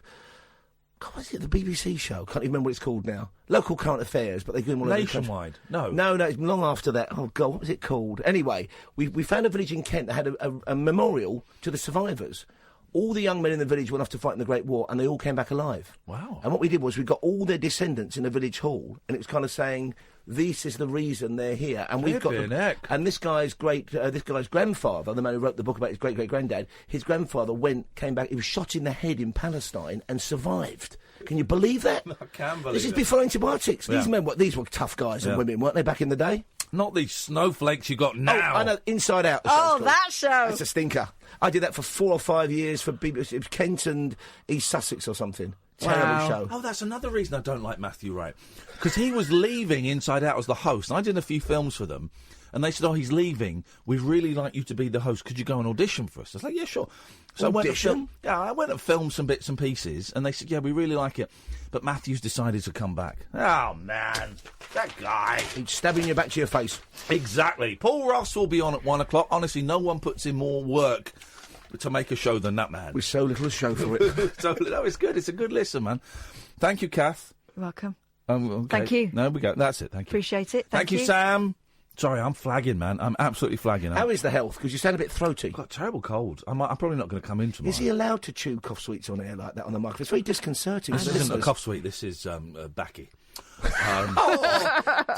Bang! We will be back. Someone will be back tonight at 10. I don't know. Stay tuned, though. Paul Ross is coming up. Good night.